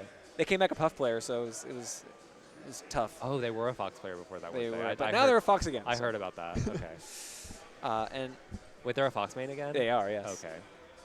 Any recent Nate results? 10 and 11. Yeah, That we was a can, while we ago. can't have Thank you, Aaron. we can't have 2 puffs on our PR. That's just no. Well, no, and I think it comes back to like the ecosystem, right? The I puffs think start I doing think if there are well. 2 puffs that are PR, they just need to fight for the character. They need to have a mud wrestle match. Well, for- that's interesting you say that because I think when Nate was really try-harding Puff and Jordan was also playing pretty seriously, they would meet in bracket, and Nate would almost always cede Puff to Jordan and just play Fox and lose. okay. Like, I don't think I ever saw Nate be like, I'm going to play Puff and fight Jordan to the bitter Yeah, yeah. pink end, Yeah. you know? Did it happen one time? Time it is an extremely close game 5. I believe it. Because I don't think Nate was willing to do that most of the time. And I respect that. Yeah. Nate won almost every game when I I respect used that. Fox. Out, That's out of crazy. respect, I don't enter singles so that no one has to watch any Peach singles matches. What do you mean? So, you know, Puff. If I entered singles, there would be double the Puff Peach matchups on stream, probably. You know, it would just be a disservice to Georgia Melee. We would get a bad rap. No one would come and visit. Jeez, I Moth don't- would no longer come up from Florida. Max would no longer fly from England. 8 hours. Yeah. Yeah. Well, I think you are an amazing player, and I would love you playing your singles. But you know, you got to make your choice. He was incredible, just like 3 stocks every set. That's so wild. Oh wait, You is know- this the game? Oh no. no. Okay. I think Jordan's kryptonite is FD and Fox a little bit. I don't know what's up with that. He's so good on every other stage. I think I did see Nate play Fox versus Penko one time. Yeah. Well, And this is a fun it was close. fact. It was surprisingly close. Nice. Yeah, I mean, Nate's Fox is good. Yeah. It's just Well, at the time, I didn't realize Nate also played or originally played Fox. I thought they were a Puff player with a Fox secondary. no. Yeah. I mean, the deep cuts of Nate's Going Marth. from man. Fox to Puff is pretty rare in terms of like character switches. Yeah, I agree. I feel like there's some like very sort of canon, like very common character switches in this game, and that's not one of them. Yeah, definitely. I mean, I think it's more of a case of Nate like playing the game for a very specific reason, and that both characters kind of. And I do think the way Nate plays the game is better suited to Puff than Fox. What is their reason for playing Nate? I'm not saying I know what their reason is, but Oh, okay. like the way Nate plays the game is like very positional, very methodical, but also kind of trap based. Okay. And if you kind of fall for Nate's things, Nate murders you. Okay. And I think I think Peach is a really good trapping character. Yes. As far as Yes. I think Peach is the trap character. Yeah, I also have a lot of opinions about like what primary emotion characters evoke, and I think melee characters have pretty different emotions they evoke in the person that's being hit by them. Yeah. Like I think Sheik evokes frustration. I think Falco evokes like some kind of rage. I think Fox creates a sense of like, I don't know, ego. It's very interesting. I think there's a lot to be said there. I definitely understand that because I used to get so mad at Sheik. Actually, Sheik is one of the main reasons I like stopped playing singles. I hated that matchup. It's pretty tough for Peach, yeah. I've sort of come to terms with it a little more lately. I went through the stages of grief. Yeah. I was angry at first. Denial, And, rage. Yeah, exactly. I went through it all. And I'm kind of like close to acceptance at this point. Yeah, it's interesting. I'm kind of going back through the stages of grief with Falcon lately because I feel like I used to be pretty good at that matchup, but I feel like the matchup has changed a lot since I like stopped playing and started again. Really? And I now feel very not good at that matchup anymore. Huh. And Interesting. now Falcon kind of inspires rage in me. Well, Falcon is the new Sheik, they say. And yeah, totally. People have made comparisons between Sheik and Falcon for a long time. Yeah. And I didn't see it before, but I definitely see it now. Yeah. And Puff, I just don't play that matchup anymore. I just like refuse. Do you? I'll play a different character. Okay, Or yeah. I'll LRA start if it's net play. Yeah, you see the puffball and you're yeah, out I'm there. just like no. Yeah, that's how I feel with Ice Climbers. Yeah. Oh, really? Yeah. I hate to say it. Yeah. Sorry, Ice Climber players. I could see that. I'm not super sorry, though. Personally, I love fighting ice climbers, but you know, Well, I'm a beach main. I so- wonder why that is. Yeah. Meanwhile, speaking of loving to fight, Austin's showing a lot of confidence and what- poise here what was as I that? say that. Mega SDing to put this game back That in was an contention. Austin overthinking moment. Oh, for sure. Yeah. But well enough in the lead. To Okay, close I that didn't one watch that game at all, so I don't know what out. No, happened. we'll lock in. We'll I don't think people expect us to watch the game at Kame House Weekly Commentary. It's optional. I think it is, but I do think there's this is an interesting bracket. I think we can tell some stories here. Floaties, has done a lot to show Georgia like what they've got in the last couple months. Yeah, they had a close Game 5 set last week, so All right, so I guess they didn't play in winners, did they? no. I don't. Okay. Well, I should check. They did not. No. Okay. Austin lost to Certified, and Floaties was defeated by GeoGoat, resulting in this match, which is losers round 5. Wow, Austin having a close set with Jack, a.k.a. Super John Ballsack, a.k.a. Salamander, a.k.a. F-22 Fighter Jet Okay. God, to get here. The Georgia tags have been going crazy lately. Yeah, it depends on who you are. Yeah, but I've been enjoying the Super Armada tag being passed around among various players. I was legitimately confused about who it was. Which I this don't past yeah, weekend. I don't know the story behind it, but it seems like different players are using the tag. I thought Jack was the original Super Armada, but I don't know if that's true anymore. Jack the Giant or No, Jack the Salamander. the Fox? Yes. Okay. They've also been like Evil Demon. They've been all over the map.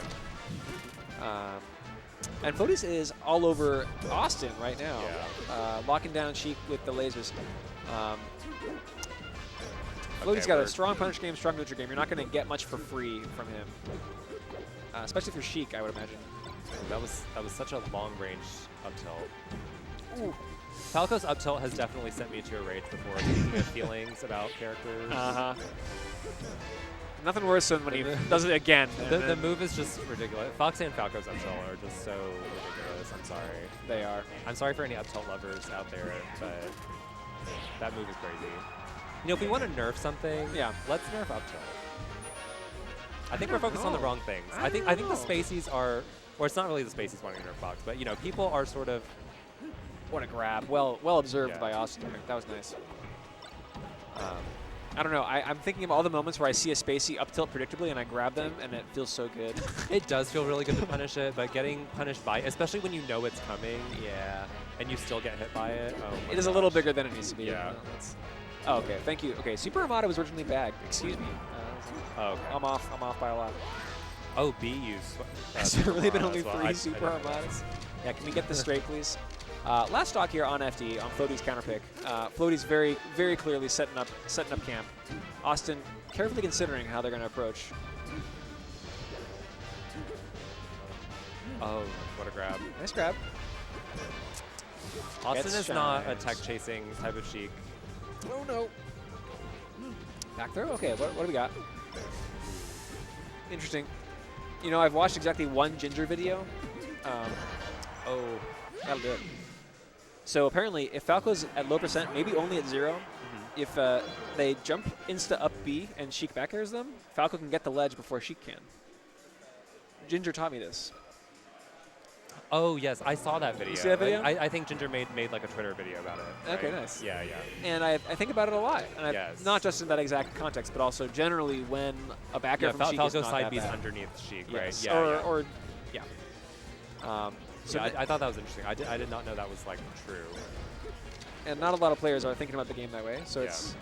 But when you know that, you know that. I'm right? definitely not a labber. How about you?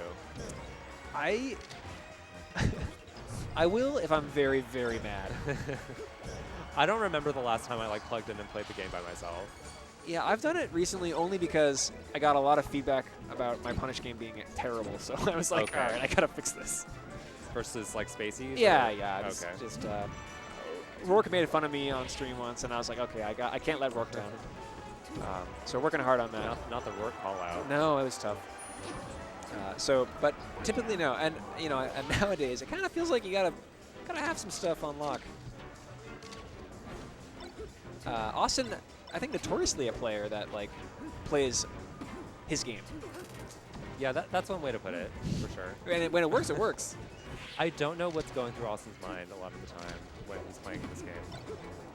Well, if you had to guess, what would you guess? I think there's a lot going on. There's a lot going on in there. is what I think. It does not elaborate. Yeah, Floaties, on the other hand, feels like a player who has a plan, that he's practiced, and he's going to do it to you. Yes. And he's going to do it well. And you better know how to beat his plan, or else he's going to kick your ass. F smashing near the ledge is definitely a part of Floaties' plan. Part of the plan. Gotten a lot of mileage off that in the sets. And As many Falcos do. As many Falcos have. And that is the kind of thing that I also think tilts Austin Yeah. as a player. That's definitely one of those, like, you know, like certain like melee things that you kind of just like roll your eyes at when you get hit by them. Yep, Like yep. laser F smash is definitely one of those. Oh for me. yeah, it's tough, especially when you're getting up off the ground. Or just like F smash at your shield to like read movement out of shields. That's such a big cringe. I remember when moment for me. yeah, I mean, I'm sure we can all remember the first time someone fade back naired and then F smashed us, and you felt like the Yeah. dumbest person on the face of the earth. Yeah. And you know they think they're so They smart. think they're so awesome, Yeah. and it's just infuriating. And you know, I've done that as Falco, and I thought I was the smartest person there, and I've been hit by Totally. it, and I've thought that they were scum. Totally. So it's like, But I know that people feel that way every time they get hit by Peach down smash as well. But you know what? Peaches don't think they're smart is the thing. I don't think. no, it's different. It's different, and I think At least I don't. I don't think I have any melee intelligence at all. well, I think it's probably literally false, but very humble. 100% carried by my character. Well, Peach is, I think, such a well-designed character in that way, in that she has these tools that are simple and strong. Panic options is what she has. Well, they can be, but they also can be. I mean, And think about, I play this game with a lot of fear and uncertainty, and that's interesting. It's not clear to the observer. and I think Austin Peach back really in this. suits a player like that. But yeah, back to Ethan.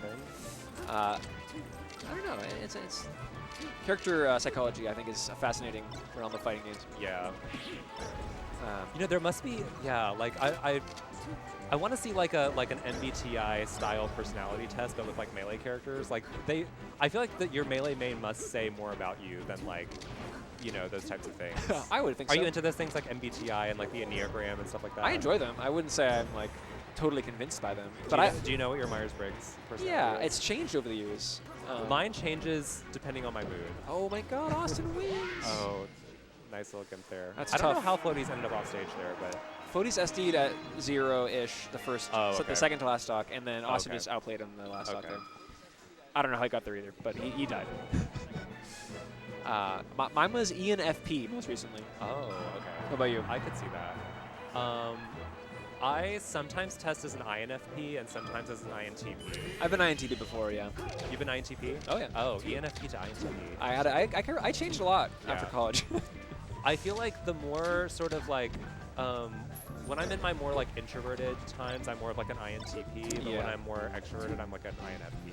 INFP, nice. Yeah. Interesting. It is 2 on Austin, yes, Roshi.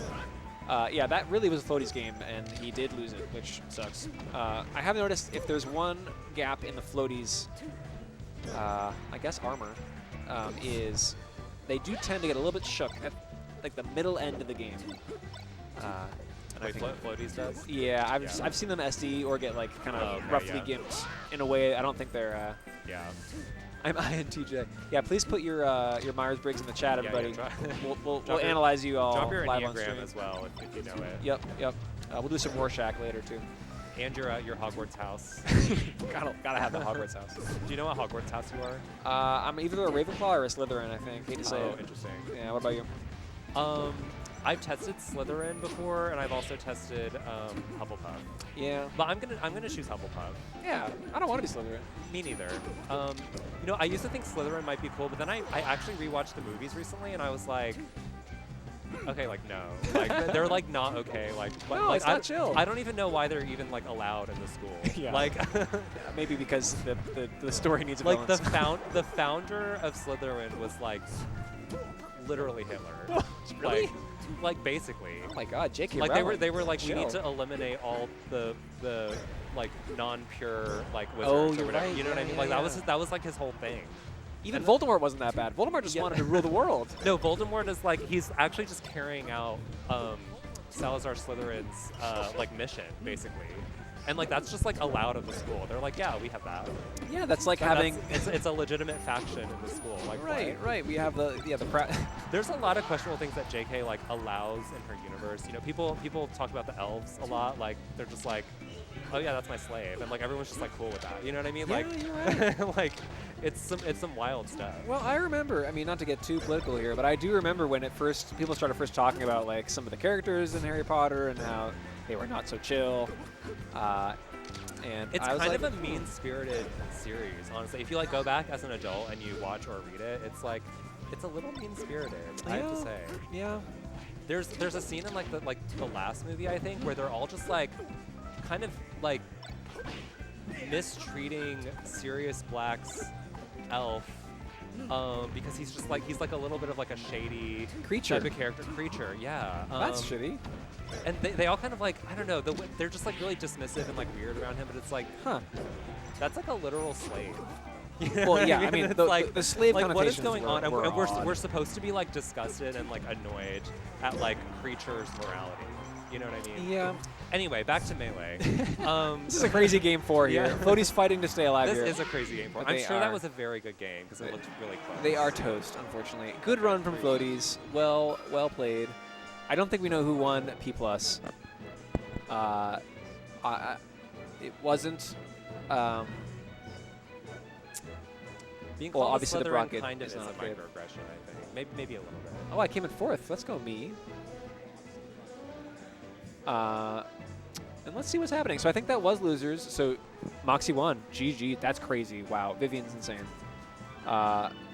Good stuff. Wait, who is Moxie? Moxie is Vivian, a.k.a. Vivisthesia. Oh, Vivisthesia, okay. Yeah. Who I think can get better at any video game at literal light Are speed. they entered as Vivisthesia? Oh, are you talking No, about no. PM? I'm talking about PM. Oh, Yeah, okay. sorry. This is not. They're not in Melee tonight. Okay, Austin defeats Floaties, advances to battle. Bag, sorry.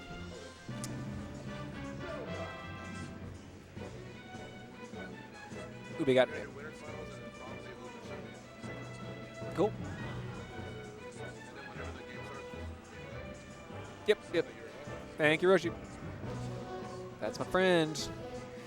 Yeah, Vivian is all of us. Not all of a sudden.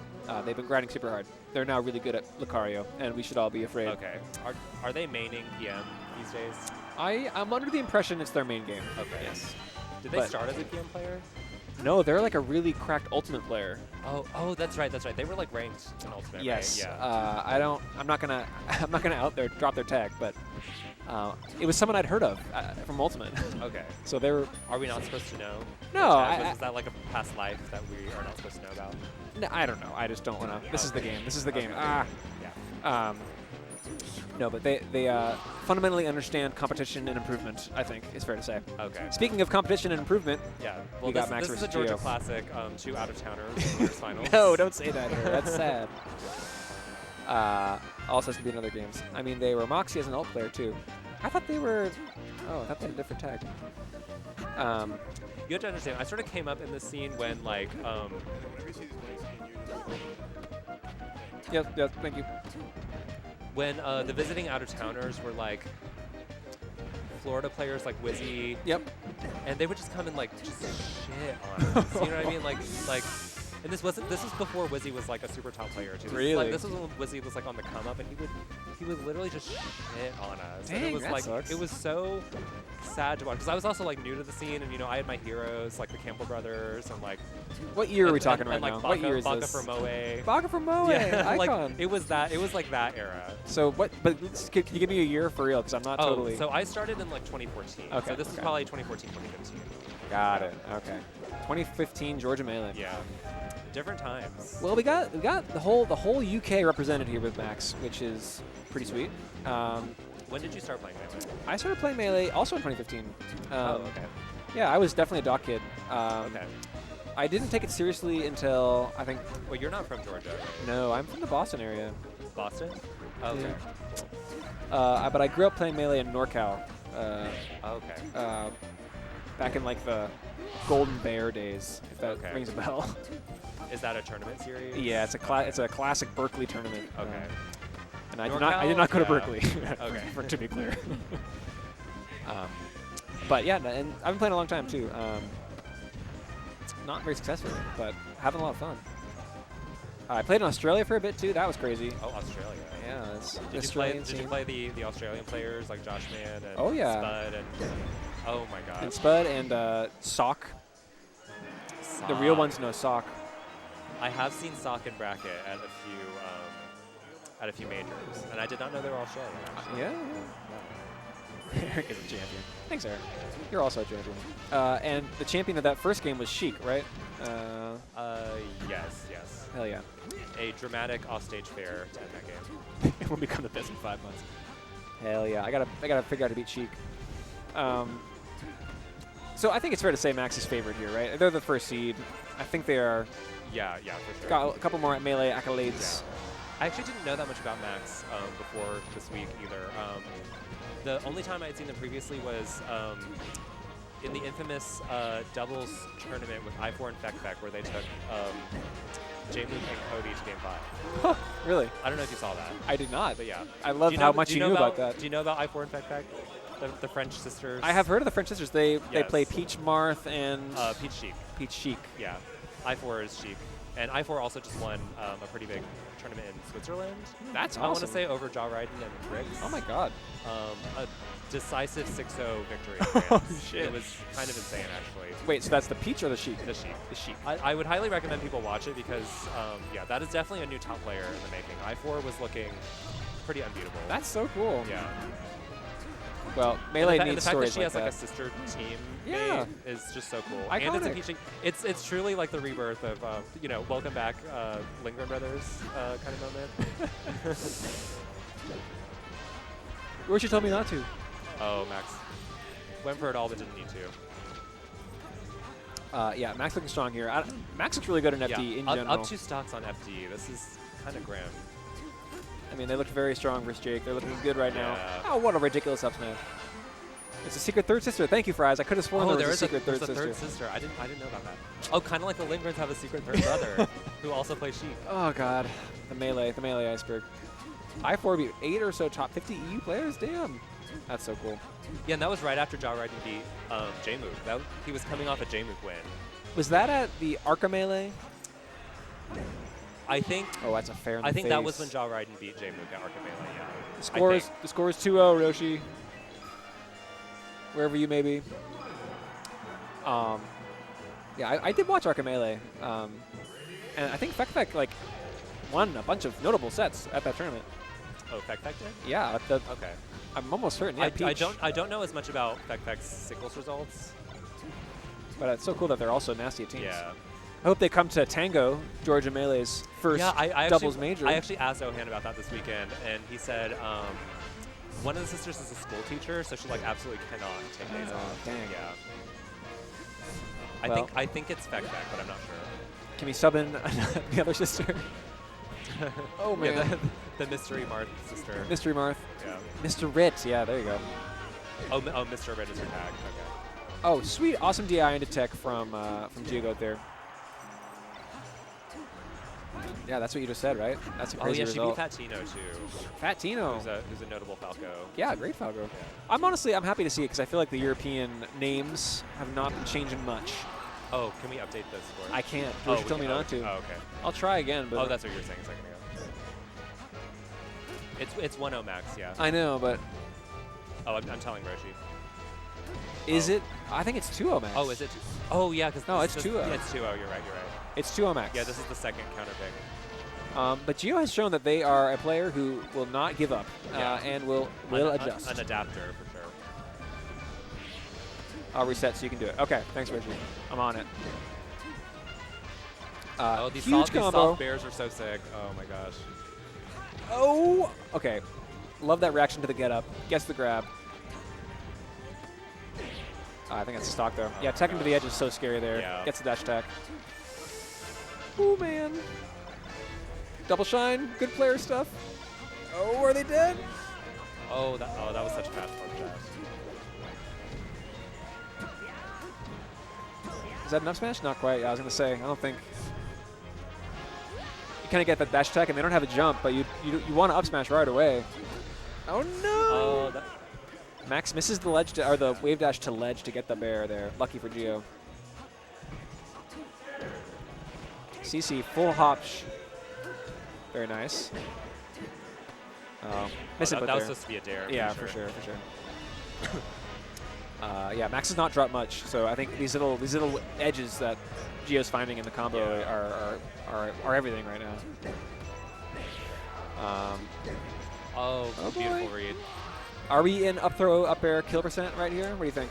I think so. All right, Max taunting Gio to come to the ledge, but they do not bite. And get a great bear there. Oh, oh my goodness! Didn't get the shine after the drill. No! Oh, that's tragic. Tough stuff for Gio. Oh man. That was a neat winners finals for Kame House. So that's Yeah, that was an entertaining set. it's different. It's unusual. We are happy to see it. I think this does mean we're jumping down to losers. Max has cemented their spot in grand finals, as expected, first seed. And we're jumping down to a true Kame House classic. Oh, Fact NMW. Is that a Falcon? Yes, that's a NorCal Falcon. Yeah. Uh, Nicholas M. quite good. Whitaker. Yeah. Yeah, that's the guy. Yeah. Famous for his shield turnaround, shield drop knees back in like 2016. Oh yeah. Yeah, that was like Kings of Cali days. Oh yeah, my good friend Kevbot would always complain about NMW's knees. Shout out to Kevbot. And a Peach beating a notable Falcon that's also not easy. No, that was. Well, right now I'm a huge hater of that matchup as well, so I'm a little biased. Well, it does sound like you're going through it a little bit with. I am going through. I really am. What's your like melee perspective these days? Are you looking to compete, to improve, to play for fun? I'm looking to enjoy myself while playing the game, which is something I have not been very good at for most of my career. I'm one of those people that like takes things too seriously. I'm prone to taking things too seriously and like not having fun. Yeah. So I changed my tag to just vibing, and here I am. What was your tag before? It was Floaties, like First Lady of the United States. Oh, you're Floaties. Yeah. Oh my goodness. I apologize for not knowing that. Oh, okay. I definitely knew it that always tag. surprised me that people know that tag because I like didn't enter. But I guess I entered double, so you might have seen my tag. I've heard talk of amazing Peach player Floaties. Oh, okay. And I did not connect it. That was the very chill and cool Peach player just vibing. Recently chill and cool. Recently reformed Peach main. Yeah. From Georgia. You're not. You know, being a raging Peach main is just not a good look. You know what I mean? No one wants to be around a Peach main who rages. No, it's better than a Samus main who rages. No one is there for that. No one wants to hear the Samus player rage. I don't think I've seen a raging Samus before. Right, exactly. This is like how Ice Climber players are always so nice. Yeah. Except when they're not. Ice Climber player, well, yeah. I think DizKid is the only Ice Climbers player I really knew well. And DizKid was always very nice. He was always very nice. Yeah, he seemed jovial. I think you have to be when you're playing Ice Climbers. I mean, Melee is a social game and a social experience. Yeah. And the way you make others feel with your character choice is real. And, like, right, I think it's yet another factor. About the psychology, you need to, like, know who you are to know who you have to be. Right. You know what I mean? Or else you're going to be like a raging Samus or Ice Climbers, which no one's going to want to play with you. No, and they already don't want to play with you. They because you already play don't. That character. Right. So that's why. And now you're raging. Traditionally, Ice Climber players have compensated for everyone's hatred of their character by being exceedingly kind. You're making other people play 8-minute games where you're wave dashing back like 800 times, right. and you are raging at the other player. And I think Melee, luckily, has so many like interactions like that are just balanced by the game itself. Like people hate Marth, and I'm part of that problem. Sorry, but it is so possible to destroy Marth for the things people hate. Right. Yeah. And I think there's a couple key things in Melee where that doesn't quite happen. Like, you can't ever really get around the fact that Puff can kill Fox at 10. And I think that's ultimately good for the game, but that's like kind of a hard stop of how much Fox can destroy Puff. Like, no matter how good you are, you can always die to rest at 10. Yeah. Yeah.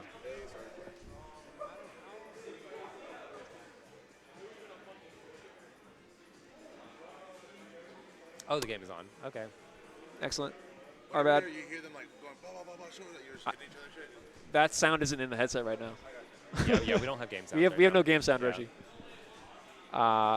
Okay, let's go. TWK. What do you think that means? I don't know. I was wondering that. Turn down for Walt King, probably. Yeah, I don't know. But Austin and Bag had a very close, kind of spaghettified set at Card's Basement this weekend. Yeah, they did. Austin was choosing a lot of, what are those options called? You know, when you're kind of just like, non-legit. I feel like Austin won in a very non-legit way. Chump checked. Yeah, exactly. Sheik is a little bit of a chump check character. She kind of is. A little bit. But, you know, people also say Sheik is like, were you around for the discourse around Sheik being like the most fair character or whatever? Like people were having all those conversations on Twitter about which character is most fair.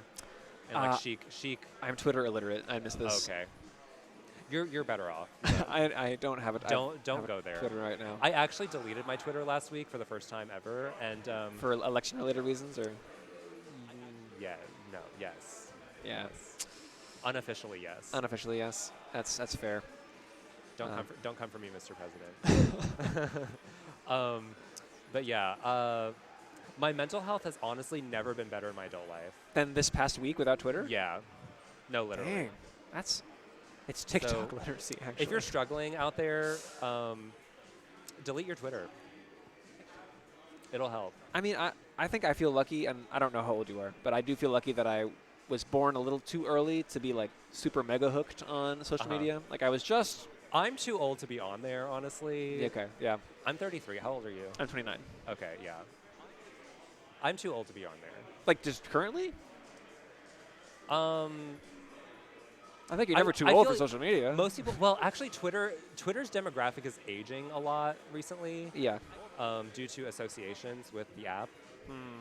It's kind of become like, I consider it in almost the same categories like Facebook, Yeah. like as far as user base. It's lasted longer than many thought it would, given Yeah. Facebook's demise with the youth, Yeah. which is interesting. How do you feel about Blue Sky? I haven't been on it yet. But you know what? I think I'm going to avoid reading other people's thoughts on the internet from now on. Just in general, just based on how improved I am this past week. I think I'm just like not going to do that anymore. Yeah. Jake wins game one. Good job, Jake. What I really miss is Tumblr, because Tumblr never exposed you to things that. Were you ever like a Tumblr person? I don't know. I don't know what was up with me in Tumblr. I feel like I would have liked it, but I missed it. I feel like Tumblr sort of appealed to a very specific demographic, if you know, you know. Back in like the 2010 to 2014 era. Yep. Yeah, I feel like Tumblr just did a really good job of not exposing you to anything you didn't want to see.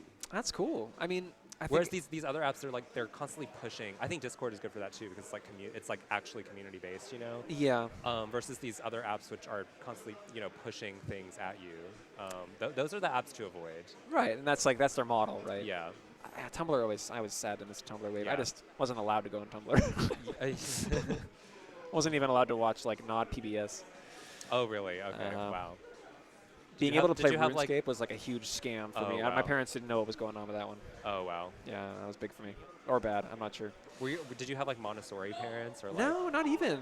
They were just like, SpongeBob seems kind of sus. You're going to watch Arthur. It actually is a little bit. Like, that's another thing that I went back and watched as an adult recently. It was like the show is kind of mean. Kinda mean? Yeah. Did you ever like go back and watch SpongeBob ever? So my wife loves SpongeBob and Okay. swears by it and sends me SpongeBob memes on the regular. I even still though kind of love it too. she knows I don't get them. Yeah. But I would say like she loves it. Everything that I've seen, the old ones, are kind of funny. Like No, there's a lot of good stuff in there. There's a lot of good stuff. I found them pretty funny. I think it's mean spirited in a way. I'm not saying it's like I don't know what else to compare it to. I'm not saying it's like terrible content, but like it's no PB. It's no Arthur. No. I mean, Okay. it's not wholesome. It's like It's there's not like wholesome. there's You're- innuendo. There's little yeah. jokes. It's called Bikini Bottom. You're not folks. I getting mean, life come on. lessons. You're kind of like laughing at others' misfortune. There's a lot of Schadenfreude Yeah. in SpongeBob. There's a tragedy to all the characters Yeah. that I think I don't think you're wrong at all. Like every Yeah. character is a tragedy in their own little way. I would put it like almost in the same category as like Family Guy. Oh, really? You know That what I bad, mean? huh? It's not that bad, but it's like it's on there's a scale, and it's somewhere in between Arthur and Family Guy. Interesting, because I think Yeah. like South Park and Family Guy I had a hard time with because I just found them to be so like mean-spirited. I think that's a good word for Yeah, it. they're like just well, those shows are hella mean, and like that was the Yeah. whole point of those shows. Right. SpongeBob can be mean, but like that's not the whole point of the show. not the whole point. Yeah. And you laughed at the characters, but you also would laugh with the characters, and Right, also right. things exploded in a funny way. So you know, Right. And the characters have depth in SpongeBob, like more so maybe than Family Guy. absolutely. Family Guy, the characters are kind of just like they change depending on like the needs of the plot that episode. You know what I mean? Right. Like, they're not like real characters. No, they're devices. Yeah, yeah. And SpongeBob characters are characters. Yeah, I yeah, think yeah. that's a good Yeah. take. Speaking of characters being characters, our two characters on the screen right now, Sheik Oh, and yeah. Falcon, are fighting, and this has been a close-fought game two. Austin had the lead early, but I think Jake has brought it all the way back here. Oh, Bag won game 1. Bag did win game one. Chad, you have to inform us about what's going on. in the set. Somebody hasn't seen Brian die. Doesn't Brian die? Oh no, that's Kenny. Sorry. That's Kenny, yeah. Oh, that's Brian did die for a time in Family Guy, though. That's insane. R.I.P. Brian. I don't know. All my friends were like, "Oh, Stewie's so funny," and I'm like, "Is he?" I'm watching Arthur still. GG. I think Family Guy has its Stomp merits knee. at times. They have their moments. No, I'm. Overall, would I give the show like my seal of approval? I don't know. Would you show it to your But- children? No, No. no, absolutely not. No, I would not either. And they have to watch it at their friend's house at a sleepover, like everybody else. Yeah. You know. Yeah. But SpongeBob, I think, is more. I would maybe show my. What else? I were might we not, have not. Were no you choice were you allowed to because- watch movies? Yes, but I'm one of those people who you'll say a thing like, "Have you seen Ghostbusters?" and I'll say no, and then people will laugh at me like I'm that guy. Oh, okay. Yeah. But I love movies. Yeah. Like, okay, but it seems like your parents were like, okay, so I knew a bunch of kids in high school who like weren't allowed to watch things because there was like magic in them. You know what I mean? Oh, okay, yeah, no, they're not like that. My Oh, okay, parents they- love oh, that shit. Oh, okay. They love Lord of the Rings. They love Harry Potter. Okay, yeah. they're conscious parents. They're not like. No, they weren't. They're yeah. not like. Yeah. Were your parents like that? No. Okay. My dad, the things my dad let me watch were actually insane. Like what kind of thing? I watched Final Destination when I was like 5. So I'm going to reveal, to confirm my point earlier, what's Final Destination? Well, you did watch Final Destination? No, I didn't. Oh, you, That's- you don't need to. It's not. Okay, it's not I won't. good. I won't. I'll just I- play on it. He also showed me Scream. You know the Oh, movie I've heard of Scream. I watched Apocalypse Now That one's kind of crazy, right? when I was like probably like 6. Is that M. Night? No, Apocalypse Now. I don't remember the director, but it's the one with like it's the Vietnam War one with Oh, the shoot. napalm and like the horror. That's crazy. Yeah. Yeah, that's those are some. I mean, Anyway, the horror of this matchup, Sheik Falcon. Sheik Falcon on speaking- Fountain yeah. is a Sheik Falcon on Fountain is tough. Sheik with a lead on Fountain. I think when Austin and Jake play, like they're both so careful and so precise, but sometimes Jake will just run at Austin and kill him. And I feel like that's a lot of what determines the winner is how much that works. That was a great up air call out. Didn't lead to much, but it's like making Austin feel a little uncomfy in his little Sheik zone. Sheik is actionable so quickly out of her tilts. It's enraging. Uh, The fact that Bag reacted to that up tilt and still Austin power shielded it. I know. Well, I think people complain about Sheik's problem with crouch cancel. I think it is completely balanced by the fact that Sheik's tilts are so absurd. Like I think that is the I trade. never thought about it that way. That is the trade, and if you're not cool with that trade, don't play Yeah. Sheik. Don't play Sheik. You know, Sheik has one of the best grabs in the game. So That is is- she really that balanced by crouch cancel? I don't know. I don't know. Sheik is an essential part of Melee, though. You can't have Melee without Sheik. I do believe it. Yeah. I mean, I'm a Sheik enjoyer at times. Sheik is my current main secondary, even though I don't really play her that much anymore. I went through a phase of like playing her a lot because I hated playing against her so much. I wanted Right. to like, know your enemy. Double you know? knee. Double knee, the lamest combo in the game, but triple knee is the coolest combo in the game, according to Mango. Have you ever thought about practicing as Sheik in order to learn Sheik? Oh, of course. I had a Sheik phase to You try did? to. Yeah, Oh, yeah. Okay. I feel like everyone tries Sheik Well, Sheik's, every once in a while. Sheik's basic. I feel like we're talking about. Feels like we're talking about something else. We are. Yeah, Everyone tries Sheik in college, you know. I think you got to try Sheik in college, and for some people it's a lifelong thing, and others it's just a phase. Absolutely. And for me, Sheik was a phase. I went to a New England Arcadian playing only Sheik, and I think got I'm taunted. I'm realizing that she people was kind hated of a me. phase for me too. Like I I kind of thought I was like a Sheik lifer, like a Sheik secondary lifer. Like Really? I thought I was going to be like who's that NorCal Sheik Peach player? Oh, yeah, Dark Atma. Dark Atma. I thought I was going to be a Dark Atma at some point. Dark Atma was so cool. Well, I don't know. I'm not sure if I am sorry or if that's fine. Not everyone needs to play Sheik. It's actually 2-0 bag. Holy crap, yes. But now it's 2-1 bag. And just to update the folks, if you're not looking at the bracket, learning so much Eric lore today. Yeah, this is a deep dive. This is psychology. Oh, was that? Oh, it's 2. It's 2-1 bag favor. Going into game 4 here. Oh, it was 2-0 bag. It Oh, was, okay. yeah. It was. And the winner of this plays local Holy Blunt owner, Chris Danger, Oh, okay. known to have up to 7. I don't mean to curse Yes. anything. Audrey, let's hear it. Oh, Audrey, goddammit. Chris has so many tags. I forget the tags that he has cycled through. I love tag lore. It's my I favorite totally thing. forgot about his 7 Holy Ones tag. Well, yeah, he was in the bracket this weekend as something else. I don't even know. It wasn't Chris I've Danger. seen Chris Danger, Carlos Danger, 7 Holy Ones. All good tags. 7 Holy Stakes, when that was Viv's tag, was also awesome. I love that tag. I asked you not to. That is so true. Audrey, why have you done this? Yeah, okay. First stock goes to Austin. Wait, what did Audrey do? Audrey mentioned the fact that Jake went up 2 on Saturday and still lost. Oh, yes. True. Oh, that was a 3-0 comeback. Is this a knee? Oh, it's a stomp into nothing. Down our trade. Oh, and now Austin's up again. Yeah. Austin spewing needles at Jake on his descent. Oh, Sheik made it. Wow, okay. You can opposite deck that back air, right? I think so. I feel like you can opposite tech like everything. Yeah, I feel I know there's a lot of I know misinformation. that's not true, but it feels. Well, that's what I'm here for, you know. Melee misinformation. Oh boy, this is a stomp knee, but I don't know if Peach mains have to balance the sad. game by distributing this information. It's so true. I played against Rum on Saturday, who I'd never played against before.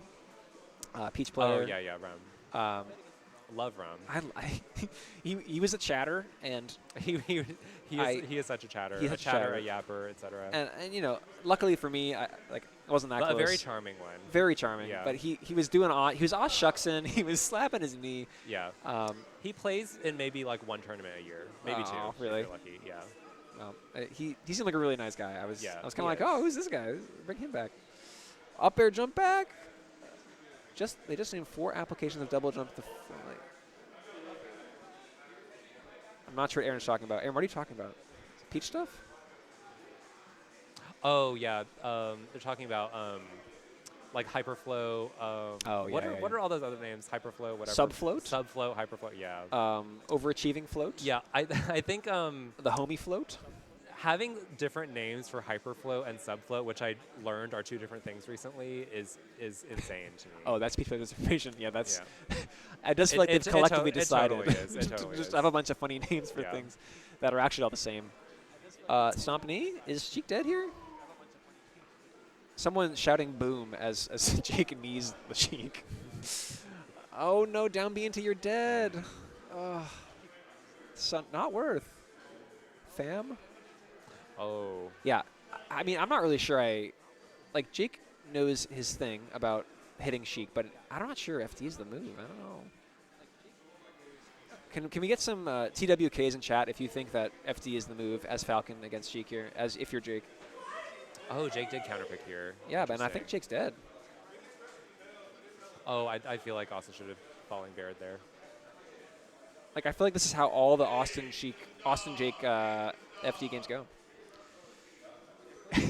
Barrier, laser, floor sweep, and coverage beam. Yeah, No, Falco's no, really, literally. really innovating with the coverage beam. Read them, Aaron. I love that. No, Falco players are too cool to have names for things. Like, talk about another difference in like character psychology. Some character players, they love to name stuff and like have the things and the things. Peaches have so. They also have so many names for different like turnip tech stuff. which Knitting. I'm forgetting. Yarn. Yeah, and, like video dropping and yeah, there's all kinds of like weird like turnip name things. Yeah, it's funny, but it's fun. Like, who doesn't like a fun name? Everyone loves a fun name. The different laser names was taking me out though. That's really It's funny. So funny. Aaron, did you just make those up? Those are good. I think we should.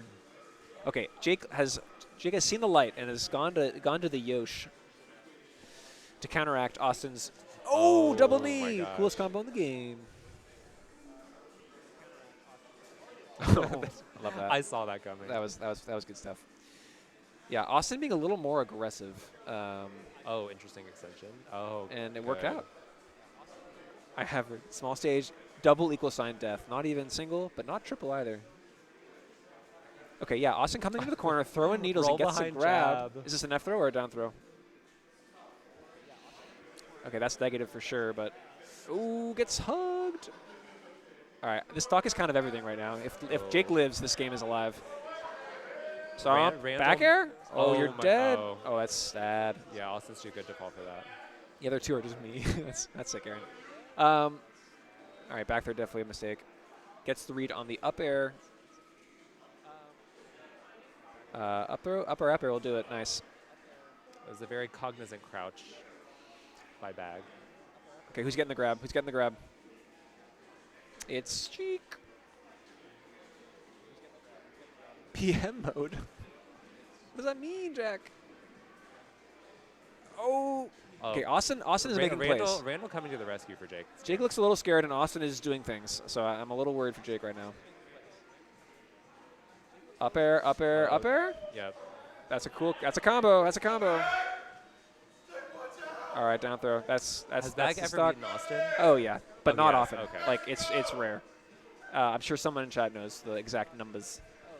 Oh my God! Calls out the bear into knee. Oh, he missed the dash. Oh, that sucks. Oh, that was a very sus roll from Austin. Oh my gosh. Stomp into knee. Still alive. Still alive. Still alive. I think that's it. Yeah. Boom. Oh, nice. Well played, Jake. Keeping it cool in the end there. Yeah, I mean, that was a huge triple up air to close out the second last stock, and then kept his composure and did not Jake's get punish game is going off that game. didn't get exploded at the end there either. So really well done. Yeah, I think Austin is like I don't know, 80% of the time seems to win. Okay. Like there was a long time where Jake couldn't beat Austin, but I think those Yeah, times yeah. are over. Okay. Clearly. Yeah. Obviously. The last two sets I've seen from them have been very close. It didn't end to just 3 F tilts and 2 down smashes. Yeah. It does feel like Jake loses his spark a little bit sometimes against Sheik, but not that time.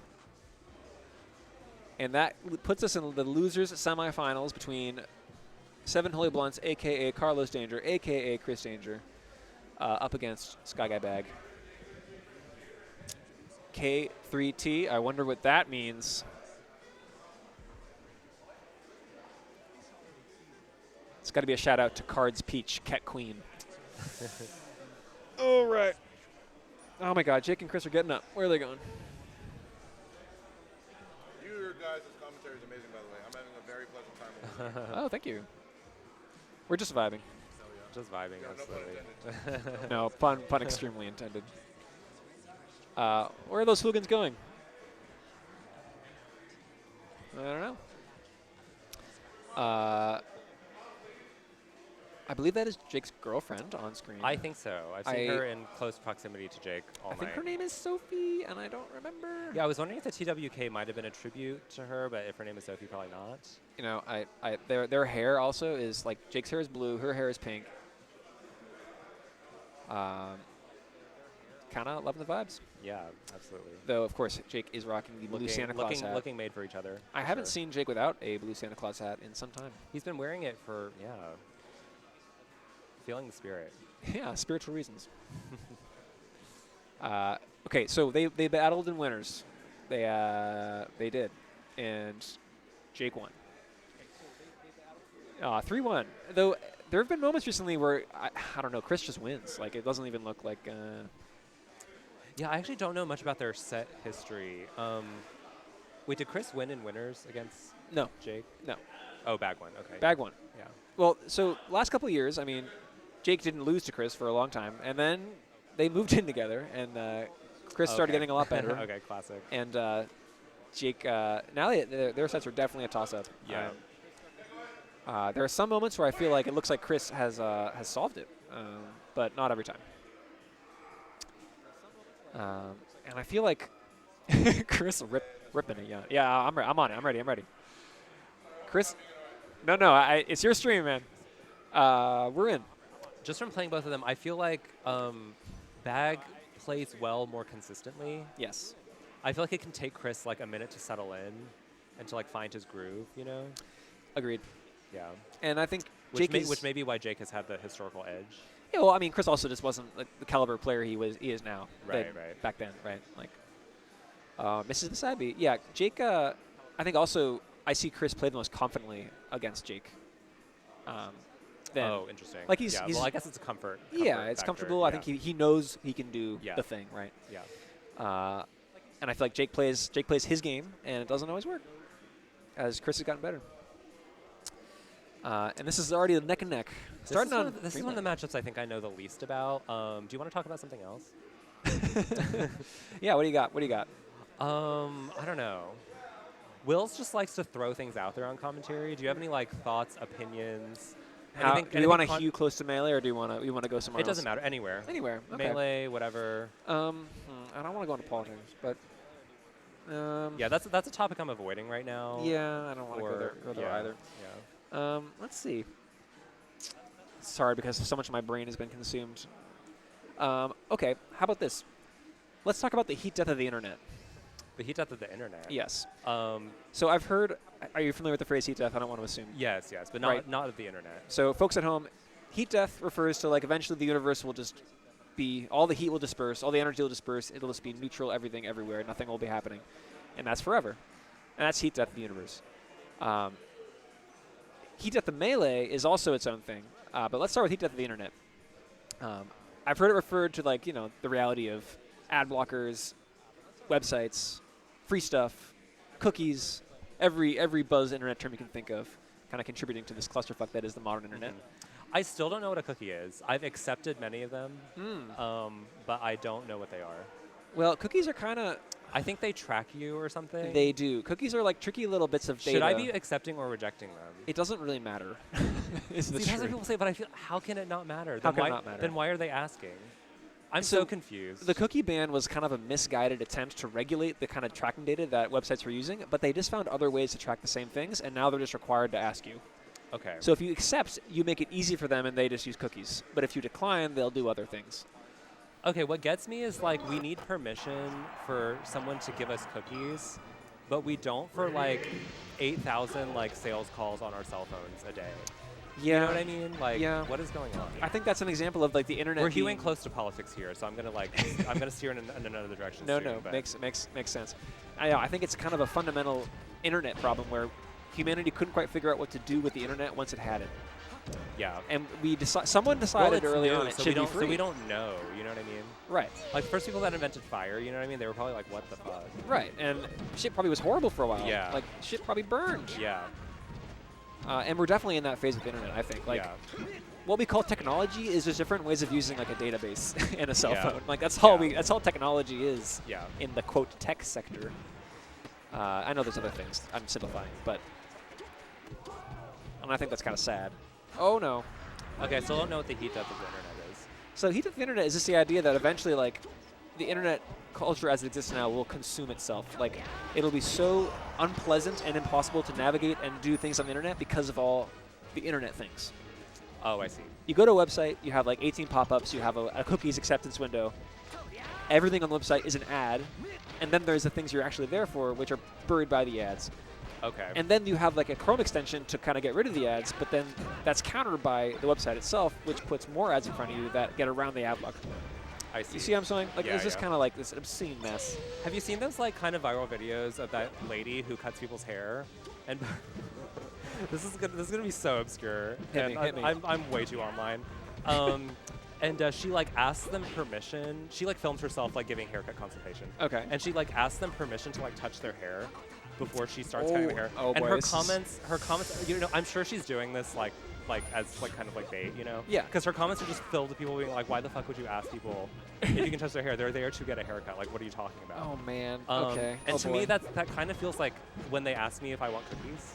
Huh. You know, like, and it kind of sounds like the heat death of the internet Yeah. as well. Well, that's interesting. I mean, so that sounds a little ASMR-y to me. Like, can I touch your face? Can I touch your hair? Yeah. Like, I feel like in those little ASMR clips you see, it's always like that. The request before the touch. Yeah. Which is like Yeah. an interesting territory to get into on Melee Yeah. commentary. I actually don't think I've ever seen ASMR with like more than one person. I always see it like one person like on a mic. Yeah, the You know? classic. I know what you're Yeah. yeah. But like, I've definitely seen an ASMR video where they're like to the mic. Do you Can I enjoy touch your ASMR? face? I am a person that like experiences it, but I find like the internet culture around it to be bizarre and off-putting. Like, I don't know. It kind of does give like desperate for content a little bit. Like, you So know, like things that become a thing on the internet that probably should. It's kind of the same vibe as Hawktua. You know what I mean? Well, okay, I'm uneducated on Hawktua to a degree. Okay. Can you give me a quickie? It's sort of a forced meme. I guess maybe some people find it funny in certain spaces and demographics. Yeah. But it's literally just a girl making like, you know, kind of a explicit reference. Shit, sorry. And she says she's giving advice to young women to Hawktua spit on that thing. Yeah, and it somehow became a meme, and like people thought it was like hilarious, and like it just got spread around. But you know, a lot of people also remarked on how kind of forced the meme felt. And that's kind of how ASMR feels to me too. Like, there's so much ASMR content, but who is consuming it? Clearly someone, because those view counts are insane. Like, there's so many. It's like there's like an insane number of. I know, like, are they What's even going real on? though? Like, Are there real? that many people watching it? Are there that many people following the Hawktua Tuesday podcast? Like, are those numbers real? Like, I don't know. See, my internet engagement is so twisted and warped that like my only knowledge of Hawktua is the people who stream sniped Moki during his 100 unranked Okay, wins. don't put Hawktua on the millennials. I'm gonna defend my millennials. I do not think it was the millennials. I think it's a different, more specific demographic that's into them, which I can't get into on stream. But don't put that on us, is all I'm gonna say. That's gonna be my one like stand for millennials, is that we are not the reason for Hawktua. I mean, we're definitely not funny, but we're not to blame for some of these. Man, I was playing soccer with some, I think 16-year-olds at a pickup the other game, and they all told me, they're like, "Yo, call this guy, call him Skib," and his name was Tony. And I'm like, is this just? I didn't say anything because I didn't want to out myself as a complete idiot, right? So I'm just like, okay, yeah, cool, got it. Yeah. But I'm like, okay, is this like are we literally making Skibbity toilet jokes? I thought you guys were like too cool to be making Skibbity toilet jokes. Yeah, some of those things are just beyond me, honestly. They're like, call him Skib. Yeah, I don't know what that is, and I'm Oh, the Tipman. I'm not curious either. You're not Skib curious? I'm really not. I generally think of myself as a very curious person. I'm always looking into things, probably more than I should. But Skibbity is kind of where I drew the line. Yeah. I feel like everyone has their line, you know, of like when you age out. And I think Skibbity may have been that line for me. I think there's like a brain rot line we're approaching in some ways. I think right also now. in terms of like intergenerational understanding and wellness of communication. Yeah. I feel like it's really hard to go beyond like one generation difference. You know what I'm saying? Like for like millennials communing with Gen Alpha is just not going to happen. You think one gap is too many? Yeah, we're going to be just mutually unintelligible to each other. Like it's just too big of it's too vast of a difference to cross. That's unlucky. Do you think that it's accelerated in like recent generations? Like, I mean, it's hard not to imagine the internet accelerating that process of like the communication gap, the culture gap. Yeah, I think it's been accelerated since probably millennials versus boomers. Kicked. You know. Yeah, because I mean, not to harp on this, everyone knows this. I got married this summer, but I went through the experience of discussing like my parents' like experience getting married, my grandparents' experience getting married, and the difference in experience between my grandparents and my parents was so comically small compared to the difference between my parents and me, right? Like, I think about that all the time. Like back in like the hunter-gatherer days, it's like you and your great-great-great-great-grandparents like did the same thing. Yeah, the same ass life. Yeah. Like that's insane. That's insane. Like, think about how much different our lives are from two generations. And that's your point. I know, so I'm just repeating what you're saying. But YouTube peak was peak brain rot.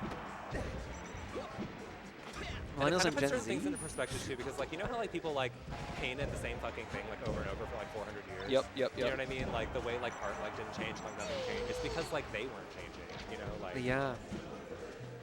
And yeah, I mean, it's Sorry, this is like so fake deep, but. it's fake deep, but it's fun to think about sometimes. I agree, and I think like art's a weird one, and now we have like too much art.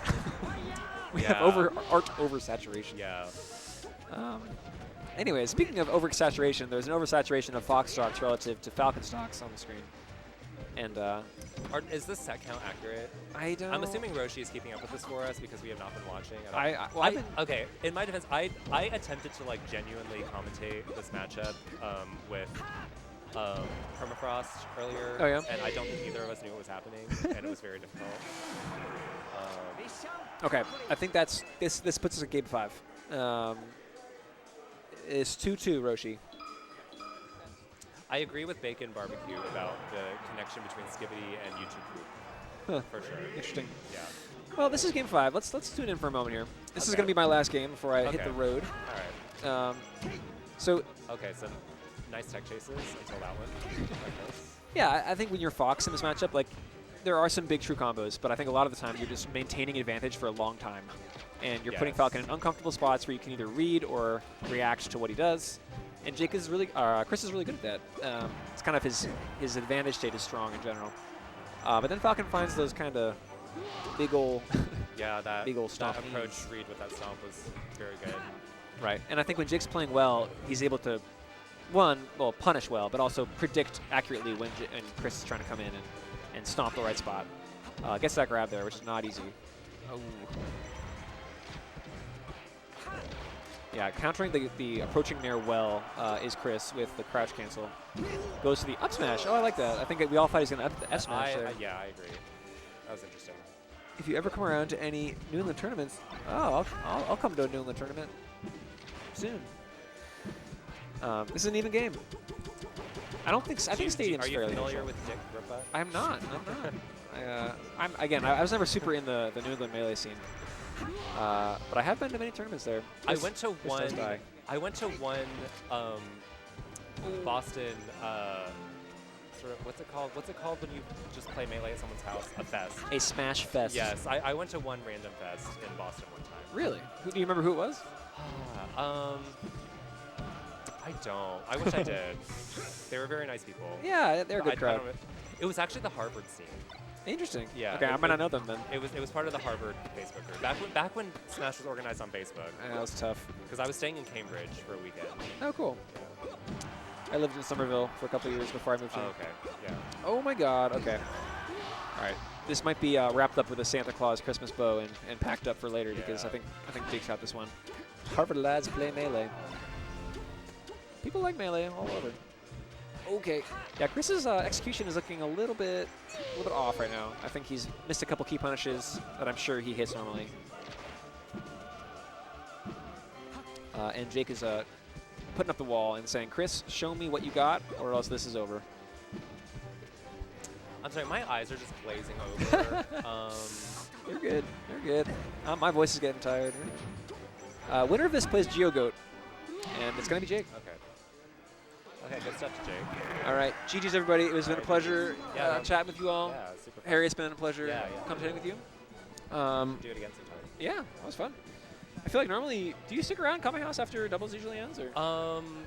Sometimes. Maybe like half the time I do. Half the time? Yeah. Depends on my mood. Yeah, I've been. It's been fun commentating when I've busted out. That's been a nice silver lining. Yeah, let me see if I can find another co-commentator. I'm sure someone will take you up on it. Is Will still here?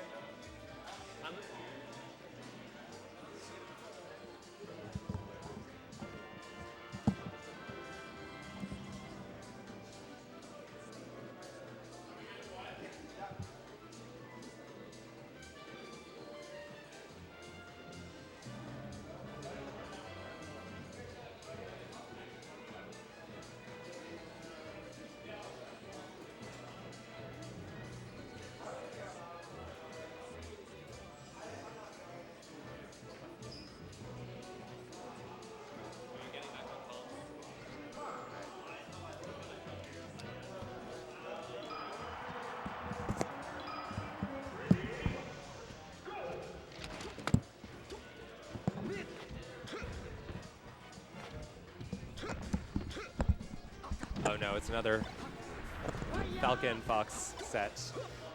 It is indeed.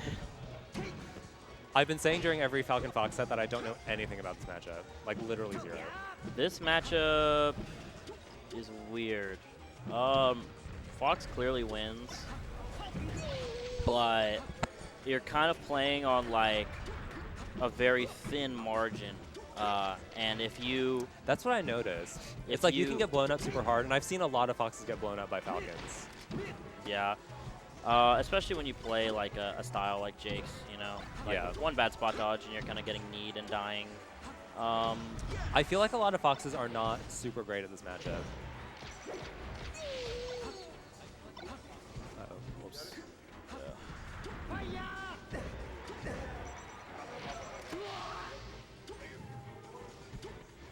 All right, here we go. Just updating the... Are there a lot of Falcons in Chicago? I don't know. I do know that that is where... I don't think I can name any off the top of my head. There's Redacted Mech, I think is from Oh, Chicago. oh, yeah. But they are no longer Yeah. around.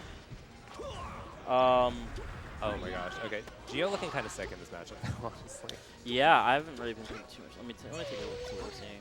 They had a second hit, or a first hit up air combo extension thing. Was it on like a mistech? Was it a mistech coverage? I don't remember. Yeah, that's a pretty common one against fast I have like a fallers. 2-second melee memory. Yeah. I did notice that when I played Geo that they definitely were... Oh my god, that need a grab is great. Oh, I don't know about how I feel about that up air. Yeah. I feel like you could have recognized I feel that. like he kind of maybe hesitated or second guessed for a second. Oh my gosh. Oh, okay, okay. Nice, nice. Yeah, that was a sloppy game one.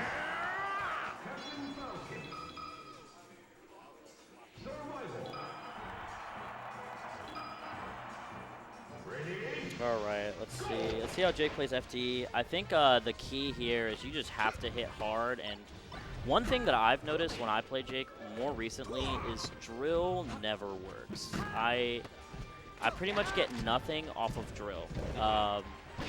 Not even meaning like I don't like. Oh my gosh. Wow. Yeah, not even meaning that like I don't like I get drill and he SDIs out. Like every single drill I do gets stuffed, and I feel like it's almost better to kind of go for Nair because if you're really tapped in on how those awkward trades turn out, you can. I feel like I get a lot more luck. I get a lot. Yeah. I have a lot more luck against Jake with that because Jake is very particular about his dash dance, especially against Fox. Really understands like the kinds of ranges where back air can turn into something like where back air will just straight beat out drill. So a lot of times you're kind of stuck playing a Nair trade mix up with him. At least that's what our sets have sort of devolved into. Yeah, just that raw knee off the dash dance. Yeah. I think right now Gio's playing a little jumpy. For my liking, I think you need to kind of like dash dance a little bit against Jake. I feel like a full hop on this stage is not really too big. Yeah, there was that drill punish right there. Yeah, I mean, it's so easy because the hitbox is not the hugest to just dash dance around it or have it, you know, beaten out by something higher priority. Great hit confirmed, and that is death. Yeah, if I had to guess, I feel like Jake is gonna win this set. I think Gio's a really good player, but I have faith in Jake against all of the fast fallers really. Plus Jake has the girlfriend power up. Oh yeah, absolutely. Can't lose to Fox in front of the GF. No, yeah, of course not. Oh, okay, that. Oh, and that might be it. Yep. Yeah, jump shine. Oh, okay, we're back. Oh. Oh, we're so back. Yeah, see, that's a great example of where drill there, because of the narrowness of the hitbox, might have just straight up lost out to that bear, or because if you drill Falcon in the air, it turns into a non-favorable mix-up. Such good awareness to put that up there out. Yeah, like Yeah, that's the big thing. I think the way you need to play against Jake is he's very dash backy. You need to pay attention to the dash dance patterns. You need to be able to overshoot with up smash. Like you can't be afraid to throw them out because Jake is going to crouch cancel all of your bad nairs, all of your bad back airs. So it really becomes a like, can you get your running shines? Can you get your... Yeah, I've seen a few running shines kind of work out for Gio so far.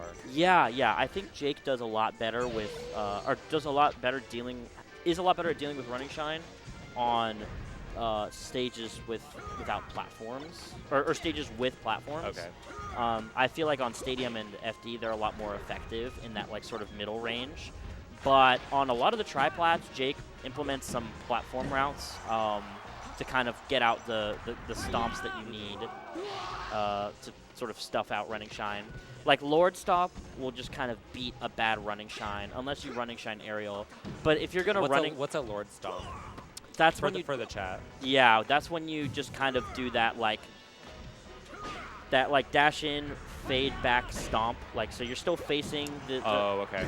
Yeah, and you kind of just jump and use all your backwards momentum, and it'll just sort of jump over stuff like running shine or like dash attack or any of those options. Okay. So fade back stomp essentially. Yeah, so it's basically fade back stomp. But the run in fade back stomp. Yeah, run in fade back stomp, and that will just sort of blow up obvious running shines, and sometimes we'll just kind of like catch Fox when he's trying to do an aerial where you are versus like where he thinks you'll be. That's the big thing. I try to sort of like eat up as much stage as I can with like dash dancing and some like walling. I try to just combo him into the corner and play him out from there, and you gotta be able to do big swings and big call outs. Oh wow, look at all those pummels. Jake is a notorious pummel chump checker. No matter who you are, Jake will pummel you like 3 or 4 times if you aren't mashing out every time. I once saw Harrison say, I think it was a tweet, I think he tweeted that pummeling is BM because you're literally just like making someone like wear on their controller in their hands. I think it's just a universal mechanic that like you can. And it's kind of like an unskilled thing that you're testing. You know what I mean? Yeah, I mean you can opt in or opt out of pummeling, but it's something where everyone has the equal chance to sort of choose to pummel or not pummel. And if you're, I mean, at higher levels, some people don't pummel check that much, so it makes sense to just kind of like say, fuck it, I'm gonna go ahead. Look at those pummels. I mean, it's looking. Wow. Yeah, that was a quick pretty brutal 3-0. So it looks like we're getting a Jake Max run back from winter semis. I am going to hop off the mic because I am due for a money match with Gio. We said we would money match if we didn't play a bracket. I'm gonna see if that, you know. Okay. Well, good luck. I'm gonna see how that turns out, or if you didn't maybe play bracket, did you? No, that was the thing. I needed to beat Jake to play Gio. We'll see if Gio is feeling that though. I think they'll probably want a minute after that. Okay. But yeah, if Gio has changed their mind, I'll definitely hop back on the mic, or I'll see if someone else would like to commentate Grands. Yeah, if you see anyone on the way out that wants to commentate. Yeah, I think. Oh, it's kind of cleared out a little bit. I think I can find someone.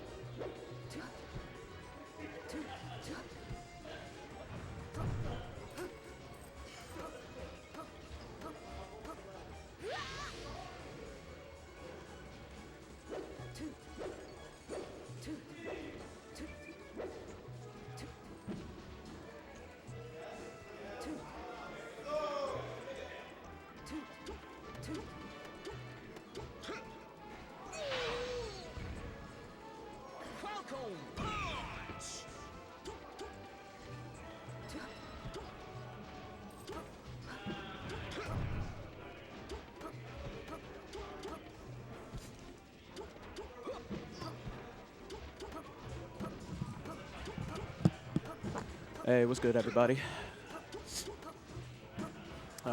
It's just your boy Miles. I'm gonna commentate Grands. Have a good time. Hey, what's up? What's up?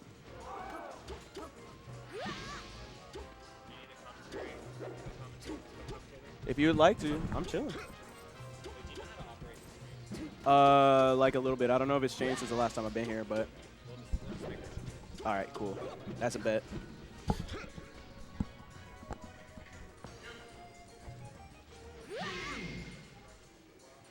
Okay, so we got Bag versus Matt.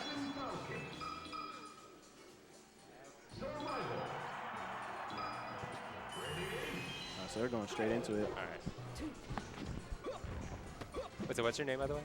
Miles. Miles. Okay, Yeah. I'm Harry. Nice to meet you. Nice to Yeah. meet you. So All right. So did you watch the winner set of this? I watched it from outside, and it was Okay. not that pretty. It was not at all. Okay. Yeah. Well, this is pretty much how it went. Okay. It was like immediate stock, and then Jake playing from behind. But it's Pretty much every game. But Jake just came off a win from Austin, so Yeah. maybe he has a little more confidence right now. Yeah. I think that's also interesting. What did you notice about the last set that Jake was kind of messing up on that was getting him killed a lot, or at least losing neutral? Honestly, I feel like I blinked and he just like would lose the stock instantly, and then get tech chased again and die. Yeah. So I don't know. I feel like Jake needs some like major adaptations because it was just very not close. You know? Yeah. It was like 3-2 stocks. So Okay. Oh yeah. I mean, he was kind of getting his punishes off when he got an opening, but Ooh, nice arms attack. yeah, that was sick. I feel like what I'm noticing right now is that Jake is trying to play the scrap game against, I guess, international Sheik. You know what I'm saying? Yeah. Who's seen a lot of like. And I Falcon kind of feel like scrap. Falcon doesn't want to scrap against Sheik, really. Absolutely not. And that was kind of what was getting him a lot of like merit, or I guess mileage against Austin. Was he was down? Austin was down to scrap with Falcon. Right. Yeah. Oh, that second Yeah. D tilt was dirty. Oh, we just go for the kill. He's Yeah. just styling on him now. Yeah. So it's kind of like, oh, we take those though, free stuff. Yup, taunt on him. I just feel like one thing that Jake relies on a little too heavily is sometimes CC against Sheik. I noticed that in the set with Austin. He would kind of just like run up, crouch, and well, I don't know about run up, but definitely just like crouch right in front of him. And He was like tilting. against the Sheik that is just down to just grab at those early percents Yeah. and kind of just get you out of CC percent. Yeah. You just don't want to do that. Ooh, that was tricky. Oh, that was real tricky. What the world? Oh, yeah. Max's Sheik is just so refined. Like these follow-ups are too good. Yeah, and it's like Max has a Q in that Bag wants to Oh my shield gosh, grab not, at some not point. the reverse. Yeah, that's it. Damn. Okay, yeah. Like spacing just outside of shield grab or doing a lot of cross-ups on block is making Bag's defensive game kind of just like exposing it a little bit. Just like I'd like to see more wave dashes out of shield. Yeah. Nice. Good. Who do you main in Melee? I play Falco. Oh, Falco, okay. Yeah, I used to go by Gryffindor. I used to go by Noah. Oh, I know the tag Noah. Yeah, I'm just Miles now. Okay. Oh, the transformation. Oh, man. Oh, single hit? This is the first lead I think Jake has had on the first stock. He needs to turn this into a stock. Yeah. There we go. Nice, nice. That should be it. Hold it. Nice. Very good. I like this a little bit Interesting better. going for the bear instead of the knee, but it works. Keep him guessing. Oh, Speaking of guessing. nice. Oh, Oh, take that. Good Yeah. call out, good call out. Okay, this is a fat lead now. Fat lead. Something Jake has not had yet against Max. Yeah. And that was like a good, like, I guess, look into kind of how their neutral's going to go. Max did a dash attack and Jake, like, CC'd it. I'd like to see him not just go for grab, though, and try to, like, Yeah. play a better position. He's also reading the roll in with Stomp, like, a lot. Oh. Okay, there we go. He went for the roll out. Okay. Yeah. I don't agree with that tech roll out. Oh, that up air was. Yeah. Oh my gosh. Yeah, you're dead. Ooh. And we take Oh. those as well. Yup. Yup. Yup. That's what we talking about. Like, I've seen him miss that tech a couple times tonight. Yeah. Okay, Mac takes that stock instantly though. Yeah. Yeah. Trying to scrap too much. Oh, nice crouch. There we go. Good. Oh, DI's out to avoid the double. Nice. Oh, come on. Okay, he got back. That was so close. Oh, I think he had time to wave dash back right there, but Absolutely. Yeah. Nice. Oh, good. Yeah. Sheik spot dodge can be kind of hard to react to, honestly. Oh, Come on, close it out. funky stuff happening. Oh, Close it out. Okay, okay, Yeah, okay. That's 1-1. Zelda's recovery under the ledge is like surprisingly kind of hard sometimes, especially on Battlefield. Yeah, I don't know how people do it. I'm just going to be honest. Like, Sheik I can understand. Zelda notches. You need the Zelda notches. Oh, yeah. I'd love to see the day. Okay. Oh, you don't miss tech on pratfalls? Or you can't even tech pratfalls? Oh, shield drop up air was an interesting choice, Yeah. Yeah. Oh, wait. Oh, oh my gosh. Wow.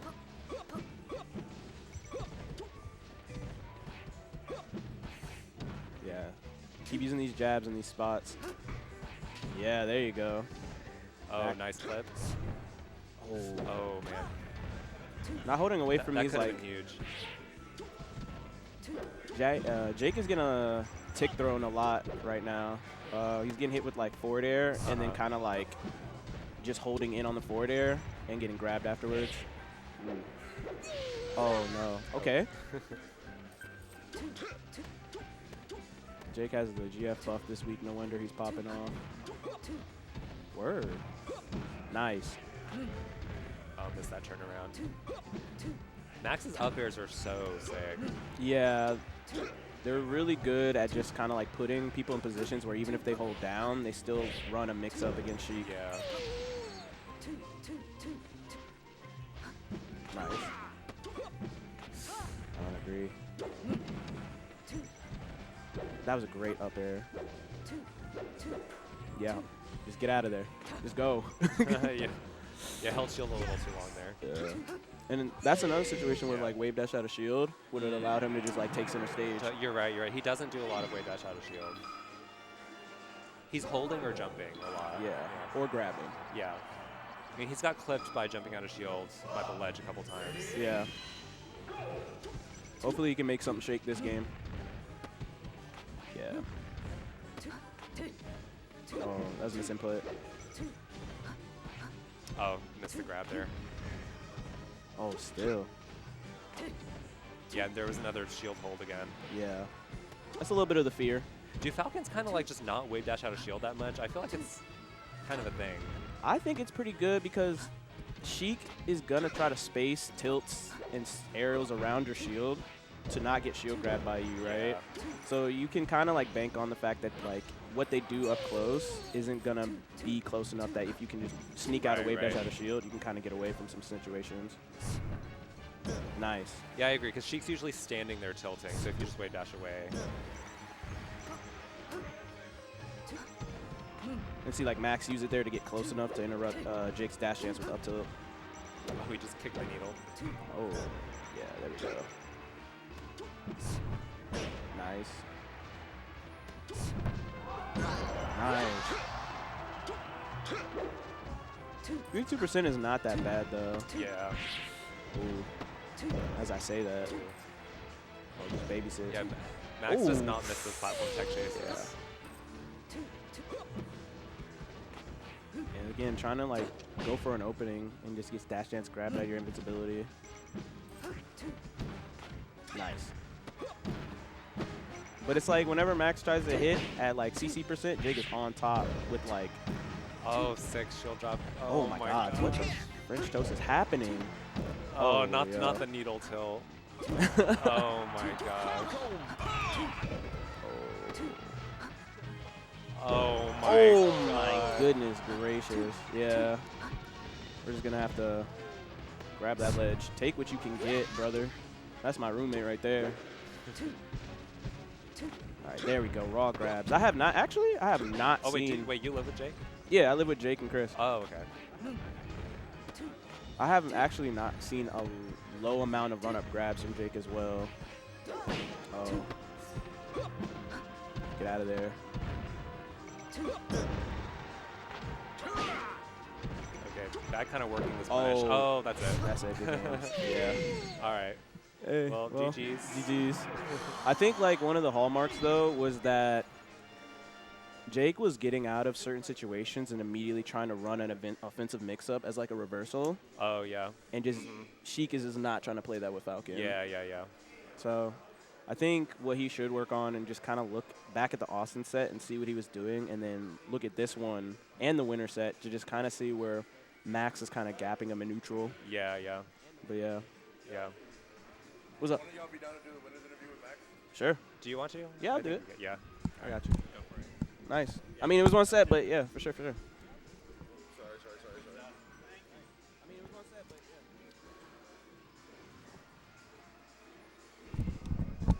Hello. Congrats. Whoa. Oh, don't break the headphones. Yeah, it's all good. What's up? So, how do you feel about today? Into the whole. Shit. In general, I feel like Georgia's like pretty strong, but they're Yeah. just not used to playing Sheiks with like that punish in the same way that I do, almost. I Okay. guess. Like, Okay.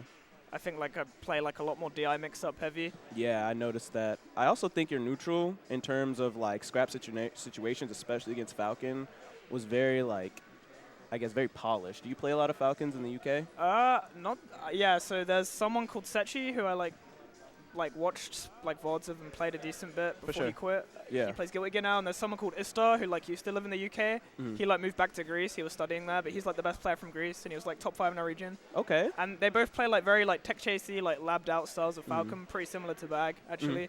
So yeah, that's definitely like comfort matchup for me. For sure. And I guess, what were you noticing about Bag's like gameplay that was allowing you to kind of like win neutral in certain situations over him? I think like the main thing was that like especially in like the close quarters situation, he's hesitant to just run up and grab. I literally said that earlier. Yeah. You know, and that's like the main thing. Like, so it's just I'm watching and I'm like, okay, I know I can kind of just chill and probably like I can hold shield for basically as long as I want and just like pick a good spot. It's Yeah. kind of how it feels.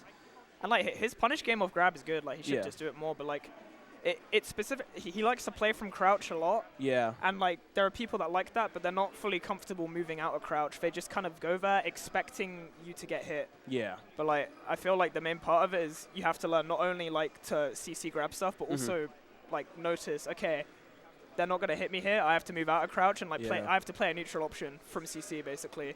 Absolutely. And I also noticed that like a lot of times, like you said, where Bag was just kind of waiting on the side platform offset of like the Yeah. triplats, taking the hit and trying to grab. I would have really liked to see more just like taking space or playing different options off Yeah, of no, that. he's like very clearly just like makes his call outs from like kind of aerial based movements, I think. Yeah. Whereas like you can like mess with Sheik's lack of dash dance by like applying pressure on the ground with like your Exactly. speed a lot more. Mhm. I feel like that probably would have like made him more scary. Okay. And so my next question is kind of like, out of you played at Cards Basement, yeah? Yeah. And how did you feel about that tournament? Well, that tournament was tough because I lost to Moth and Panko, which is like Puff Icy, so it's just kind of it's kind of tough. Yeah. It's tough bracket. I don't know. I mean, tournament was probably like my favorite in a while, just from like it just being ran. Like it was just like nice venue, Nice like, venue. good vibes, For sure. fun people. Word. So who do you think was the, I guess, out of this tournament, who was the hardest person for you to play, like in this bracket? In this bracket, I mean, And be honest. like even though Bag took a game, it probably still was Geo, just Yeah. because like I don't know if you saw the set, but like yeah, that was like a game 1 which they could have definitely won, and then like the third game they basically did win. I just got to give him for 0. Yeah. But Okay. you know, probably Bag and Geo. But For sure. yeah, I think I was definitely favored at this one. Probably. Okay. I mean, just from seeing your Sheik movement, especially that like platform movement you were doing on Pokemon Stadium 2 was Yeah. pretty nasty. What kind of gives you the confidence to kind of do things like that in a set versus somebody?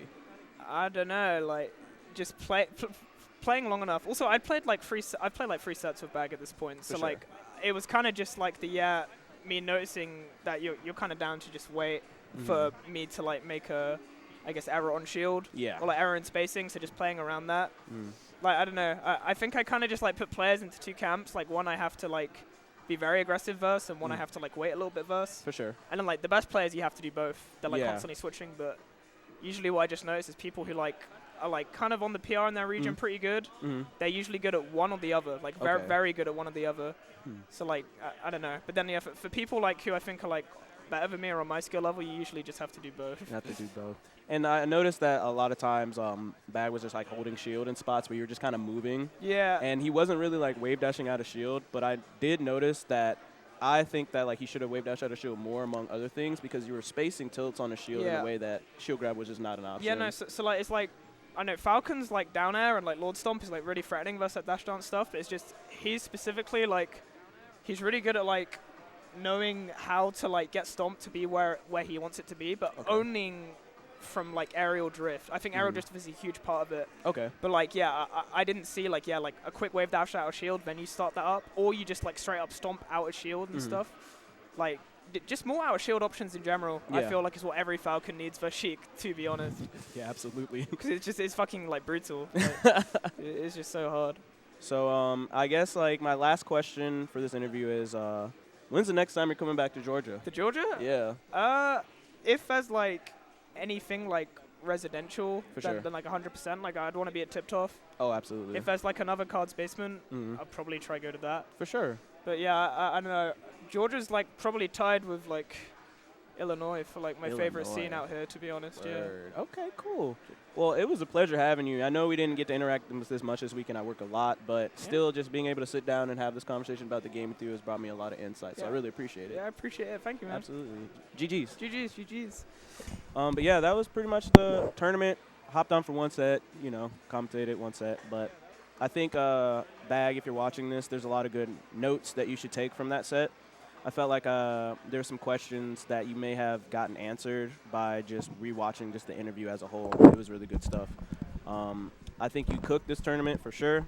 And I think if you take the notes and just rewatch your sets, you'll be able to cook even harder against Sheik. So good stuff to you, man.